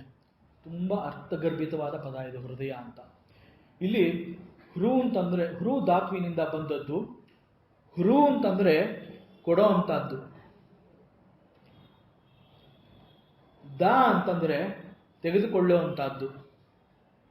ಮತ್ತು ಯ ಅನ್ನೋದು ಯಂ ಧಾತುವಿನಿಂದ ಬಂದಿದೆ. ಯ ಅಂತಂದ್ರೆ ಅದು ನಿಯಂತ್ರಿಸುವಂತಹದ್ದು ಅಂತ ಹೇಳ್ತಾರೆ. ಆದ್ದರಿಂದ ಇಲ್ಲಿ ಹೃದಯ ಅಂತಂದ್ರೆ ಕೊಡೋದು ಮತ್ತು ತೆಗೆದುಕೊಳ್ಳುವುದು ಹಾಗೂ ಇವೆರಡನ್ನು ಸರಿಯಾಗಿ ನಿಯಂತ್ರಿಸುವುದು, ಇದು ವೇದಾಂತದ ಅರ್ಥ. ಆದರೆ ನಮ್ಮ ಜೀವಶಾಸ್ತ್ರ ಇವತ್ತು ವಿಜ್ಞಾನ ಕೂಡ ಇದನ್ನೇ ಹೇಳ್ತಾ ಇದೆ. ಈ ರೀತಿ ಹೇಳುತ್ತದೆ ವಿಜ್ಞಾನ. ನಮ್ಮ ದೇಹದಲ್ಲಿ ಹೃದಯ ಅನ್ನೋದು ಒಂದು ಅಂಗ. ಆ ಹೃದಯ ಅನ್ನೋ ಅಂಗ ನಿರಂತರವಾಗಿ ರಕ್ತ ಚಲನೆಯನ್ನ, ಅದರಲ್ಲೂ ಹೃದಯ ಅನ್ನೋದು ಒಂದು ಪಂಪಿನಂತೆ ರಕ್ತವನ್ನು ತನ್ನಿಂದ ಹೊರಗೂ ಮತ್ತು ಒಳಗೂ ಹರಿಯುವಂತೆ ಮಾಡಿ ರಕ್ತದ ಚಲನೆಯನ್ನ ಅದು ನಿಯಂತ್ರಿಸ್ತಾ ಇದೆ. ಹೃದಯದಲ್ಲಿ ರಕ್ತ ಬರ್ತಾ ಇರುತ್ತೆ, ಇನ್ನೊಂದು ಕಡೆ ಹೋಗ್ತಾ ಇರುತ್ತೆ. ಇಲ್ಲಿ ಹೃ ಅಂತಂದ್ರೆ ಕೊಡೋದು, ದ ಅಂತಂದ್ರೆ ತಗೊಳ್ಳೋದು, ಅವೆರಡನ್ನು ನಿಯಂತ್ರಿಸುವುದು ಯಾ. ಇಲ್ಲಿ ಕೂಡ ನಮ್ಮ ಜೀವಶಾಸ್ತ್ರದ ವಿಜ್ಞಾನ ಕೂಡ ಅದನ್ನೇ ಹೇಳ್ತಾ ಇದೆ. ಹೃದಯ ಅನ್ನೋ ಆ ಒಂದು ಜಾಗದಲ್ಲಿ ರಕ್ತದ ಚಲನೆಗೆ ಅದು ತುಂಬ ಪ್ರಾಮುಖ್ಯತೆ ಕೊಟ್ಟು ಪಂಪಿನ ರೀತಿಯಲ್ಲಿ ಅದು ಕೆಲಸ ಮಾಡ್ತಾ ಇದೆ. ಹೃದಯ ಎನ್ನುವ ಒಂದು ಅಂಗ ನಮ್ಮ ದೇಹದಲ್ಲಿ ಎದೆಯ ಎಡಭಾಗದಲ್ಲಿರುತ್ತೆ. ಭಗವಂತನ ನಾವು ಆತ್ಮಸ್ವರೂಪಿ ಅಂತ ಹೇಳ್ತೀವಿ. ಭಗವಂತನನ್ನ ಹೃದಯವಾಸಿ ಅಂತ ಕೂಡ ಹೇಳ್ತೀವಿ. ನಾವು ಕೆಲವು ಸಂದರ್ಭಗಳಲ್ಲಿ ನಮ್ಮ ಆಡು ಭಾಷೆನಲ್ಲಿ ಈ ಥರ ಹೇಳ್ತೀವಿ, ನನ್ನ ಹೃದಯದ ಆಳದಿಂದ ಬಂದಂತಹ ಮಾತು ಇದು, ಹೃದಯಪೂರ್ವಕವಾಗಿ ಹೇಳ್ತಾ ಇದ್ದೀನಿ, ಈ ರೀತಿ ನಾವು ಮಾತಾಡ್ತೀವಿ. ಇದರ ಅರ್ಥ ನಮ್ಮ ಹೃದಯವು ಆತ್ಮನೊಂದಿಗೆ ಸಂಪರ್ಕವನ್ನು ಸಾಧಿಸಿಕೊಳ್ಳುವ ಮೂಲಕ ನಾವು ನಮ್ಮ ಭಾವನೆಯನ್ನು ವ್ಯಕ್ತಪಡಿಸ್ತಾ ಇದ್ದೀವಿ. ಹಾಗೂ ಆ ಮುಖಾಂತರ ಇಡೀ ವಿಶ್ವಚೇತನದೊಂದಿಗೆ, ವಿಶ್ವ ಪ್ರಜ್ಞೆಯೊಂದಿಗೆ ನಾವು ನಮ್ಮನ್ನ ಗುರುತಿಸಿಕೊಳ್ಳುವ ಒಂದು ಪ್ರಯತ್ನ ಮಾಡ್ತಾ ಇದ್ದೀವಿ. ಇಲ್ಲಿ ಅನಂತ ಪ್ರಜ್ಞೆಯೊಂದಿಗೆ ತನ್ನನ್ನು ಗುರುತಿಸಿಕೊಳ್ಳುವ ಪ್ರಯತ್ನದ ಸಲುವಾಗಿ ಸಾಧಕನು ಧ್ಯಾನ, ಜಪ, ತಪ, ಪೂಜೆ, ವ್ರತ, ನಿಯಮ ಈ ರೀತಿ ಅನೇಕ ಆಚರಣೆಗಳನ್ನ ಅವುಗಳ ಮೊರೆ ಹೊಕ್ಕಿ ಮನಸ್ಸನ್ನು ಶುದ್ಧೀಕರಿಸಿಕೊಳ್ತಾನೆ. ಶುದ್ಧಗೊಂಡ ಮನಸ್ಸು ಹೃದಯದ ಮುಖಾಂತರ ಅಂತಃಕರಣವನ್ನ ದಿವ್ಯತೆಗೊಳಿಸುತ್ತೆ. ಇದೆಲ್ಲ ಚಟುವಟಿಕೆಗಳನ್ನ ನಾವು ಗಮನಿಸಿದ್ರೆ ನಮಗೆ ಹೃದಯದ ಮಹತ್ವ ಮತ್ತು ಅದರ ಪಾತ್ರದ ಪರಿಚಯ ಆಗುತ್ತೆ. ಯಕ್ಷನ ಪ್ರಶ್ನೆಯಲ್ಲಿ ಯಾವುದಕ್ಕೆ ಮತ್ತು ಯಾರಿಗೆ ಈ ಹೃದಯ ಅನ್ನೋದು ಇಲ್ಲ ಅನ್ನೋ ರೀತಿಯಲ್ಲಿ ಇಲ್ಲಿ ಯುಧಿಷ್ಠಿರನ್ನ ಕೇಳಿದಾನೆ. ಯುಧಿಷ್ಠಿರ ಕೊಡೋ ಉತ್ತರ ಕಲ್ಲಿಗೆ ಹೃದಯ ಇಲ್ಲ ಅಂತ ಹೇಳ್ತಾನೆ. ಇಲ್ಲಿ ಕಲ್ಲನ್ನ ನಾವು ಒಂದು ಜಡವಸ್ತು ಅಂತ ಪರಿಗಣಿಸಿ ಅರ್ಥ ಮಾಡಿಕೊಳ್ಬೇಕಾಗತ್ತೆ. ಜೀವದ ಅನುಭವ ಬರದಿರುವ ವಸ್ತುಗಳಿಗೆ ಜಡ ಅಂತ ಹೇಳ್ತೀವಿ. ಜೀವದ ಅನುಭವ ಬರಬೇಕಾದ್ರೆ ಅಲ್ಲಿ ಹೃದಯ ಅನ್ನೋದು ಇರಬೇಕಾಗತ್ತೆ. ಹೃದಯದ ಅವಶ್ಯಕತೆ ಇರುತ್ತೆ. ನಮ್ಮ ಅಂತಃಕರಣವನ್ನ ಕಲುಕಿ ಅದರ ಮುಖಾಂತರ ನಮ್ಮ ಭಾವನೆಗಳನ್ನ ಹೊರಹೊಮ್ಮುವಂತೆ ಮಾಡುವುದೇ ಈ ಹೃದಯದ ಒಂದು ಕೆಲಸ. ಅನೇಕ ಸಂದರ್ಭಗಳಲ್ಲಿ ಕೆಲವೊಂದು ವಿಚಾರಗಳನ್ನ ತಿಳಿಸುವಂತಹ ಸಮಯ ಬಂದಾಗ ನಾವೇನು ಹೇಳ್ತೀವಿ ಅಂತಂದ್ರೆ, ಯಾವುದೇ ಒಂದು ಸುದ್ದಿ ಒಬ್ರಿಗೆ ನಾವು ಹೇಳಬೇಕಾದ್ರೆ ಆಘಾತಕಾರ ಸುದ್ದಿ ಹೇಳುವಂತಹ ಸಂದರ್ಭ ಬಂದಾಗ ನಾವು ಅವ್ರಿಗೇನು ಹೇಳ್ತೀವಿ ಅಂತಂದರೆ, ಹೃದಯನ ಕಲ್ಲು ಮಾಡ್ಕೋ, ಗಟ್ಟಿ ಮಾಡ್ಕೋ. ಹೃದಯ ಇದೆ, ಆದರೆ ಅದನ್ನ ಕಲ್ಲು ಮಾಡ್ಕೋ ಅಂತ ನಾವೇ ಹೇಳ್ತೀವಿ. ಕಲ್ಲಿಗೆ ಹೃದಯ ಇಲ್ಲ ಅಂತ ಇಲ್ಲಿ ಯುಧಿಷ್ಠಿರ ಹೇಳ್ತಾ ಇದ್ದಾನೆ. ಇಲ್ಲಿ ಯಾಕೆ ಆ ಥರ ಹೇಳ್ತಾ ಇದ್ದಾನೆ ಅಂತಂದ್ರೆ, ಅಲ್ಲಿ ಒಂದು ವಿಚಾರ ನಮಗೆ ತಿಳಿದಾಗ ಭಾವನೆಗಳನ್ನ ನಾವು ಅದಿಮಿ ಹಿಡ್ಕೊಳ್ಬೇಕಾಗತ್ತೆ. ಸಂದರ್ಭ ಆ ರೀತಿ ಇರುತ್ತೆ, ಸೂಕ್ಷ್ಮವಾಗಿರುತ್ತೆ. ಅಂತಹ ಸಂದರ್ಭದಲ್ಲಿ ಆ ಕ್ಷಣದಲ್ಲಿ ನಮ್ಮ ಭಾವನೆಗಳನ್ನ ಈಚೆ ಹರಿಯಕ್ಕೆ ಬಿಟ್ರೆ ಇನ್ನೊಂದು ವಿನಾಶ, ಇನ್ನೊಂದು ಬೇರೆ ರೀತಿಯ ಪ್ರಚೋದನೆ ಆಗತ್ತೆ. ಹಾಗಾಗಿ ಅಲ್ಲಿ ಒಂದು ವಿಚಾರ ಹೇಳಬೇಕಾದ್ರೆ, ನಿನ್ನ ಹೃದಯನ ಗಟ್ಟಿ ಮಾಡ್ಕೋ, ಹೃದಯನ ಈಗ ಕಲ್ಲು ಮಾಡ್ಕೋ, ನಾವೊಂದು ವಿಚಾರ ನಿಂಗೆ ಹೇಳಬೇಕಾಗಿದೆ ಅಂತ ಒಂದು ಮುನ್ಸೂಚನೆ ಕೊಟ್ಟು ಅವನನ್ನ ಗಟ್ಟಿಯಾಗಿ ಭಾವನೆಗಳನ್ನ ಹಿಡಿದಿಟ್ಕೋಬೇಕು. ಅವನು ಆ ರೀತಿ ಅವನನ್ನ ತಯಾರು ಮಾಡೋದಕ್ಕೆ ನಾವು ಹೇಳ್ತೀವಿ, ಹೃದಯನ ಕಲ್ಲು ಮಾಡ್ಕೋ. ಕಲ್ಲು ಅನ್ನೋದು ಭಾವನಾರಹಿತ ಶುದ್ಧ ಜಡ. ಅಲ್ಲಿ ಯಾವುದೇ ಭಾವನೆಗಳಿಗೆ ಬೆಲೆ ಇರೋದಿಲ್ಲ, ಭಾವನೆಗಳನ್ನ ವ್ಯಕ್ತಪಡಿಸೋದಕ್ಕೂ ಕೂಡ ಸಾಧ್ಯ ಇಲ್ಲ.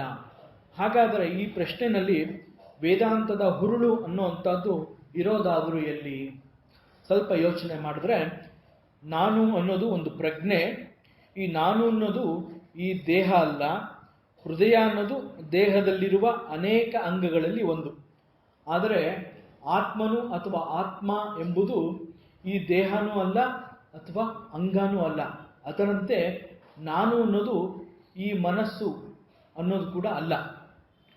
ಹೃದಯದ ಮುಖಾಂತರ ಅಂತಃಕರಣವನ್ನು ಪ್ರವೇಶಿಸಿ ಭಾವನೆಗಳನ್ನು ಹೊರಹಾಕುವಲ್ಲಿ ಹೃದಯದ ಪಾತ್ರ ದೊಡ್ಡದು. ಭಾವನೆಗಳು ಅನ್ನೋದು ಮನಸ್ಸಿಗೆ ಸಂಬಂಧಪಟ್ಟಿರುವಂತಹದ್ದು, ಹೃದಯ ಅನ್ನೋದು ದೇಹಕ್ಕೆ ಸಂಬಂಧಪಟ್ಟಿರುವಂತಹದ್ದು. ನಾನು ಅನ್ನೋದು ಹೃದಯ ದೇಹನೂ ಅಲ್ಲ, ಮನಸ್ಸು ಅಲ್ಲ. ಸ್ವಲ್ಪ ಅರ್ಥ ಮಾಡ್ಕೋಬೇಕು, ಚಿಂತನೆಗೆ ಇಟ್ಕೋಬೇಕು ಇದನ್ನೆಲ್ಲ. ಇದೊಂದು ಶುದ್ಧವಾದ ನಿತ್ಯ ಸತ್ಯ ವಸ್ತು ಅಂತಂದ್ರೆ ಪ್ರಜ್ಞೆ ಅನ್ನೋದು ನಿತ್ಯ ವಸ್ತು, ಸತ್ಯ ವಸ್ತು. ಆತ್ಮ ಪ್ರಜ್ಞೆಯ ಅನುಭವ ಆಗ್ಬೇಕಾದ್ರೆ ನಾವು ಗಟ್ಟಿ ಆಗ್ಬೇಕು, ಗಟ್ಟಿಗತನ ನಮ್ಮಲ್ಲಿ ಬೆಳಿಬೇಕು, ನಮ್ಮಲ್ಲಿ ಒಂದು ಸ್ಥಿರತೆ ಇರಬೇಕು. ಸ್ಟಿಲ್ನೆಸ್ ಅಂತ ಹೇಳ್ತಾರೆ. ನಮ್ಮಲ್ಲಿ ಆ ಸ್ಥಿರತೆ, ಗಟ್ಟಿಗತನ ಮತ್ತು ಕಲ್ಲಿನಂತೆ ಗಟ್ಟಿ ಆಗಬೇಕು ಅನ್ನೋದಕ್ಕೋಸ್ಕರ ಇಲ್ಲಿ ಆ ಪ್ರಜ್ಞೆಗೆ ಮಾತ್ರ ಅದಕ್ಕೆ ಸಾಧ್ಯ. ಆ ಪ್ರಜ್ಞೆ ಅಥವಾ ಆ ಮನಸ್ಸು ನಾವು ಮಾಡಿದಾಗ ನಾವು ಗಟ್ಟಿಯಾಗಿ ಬೆಳಿತೀವಿ.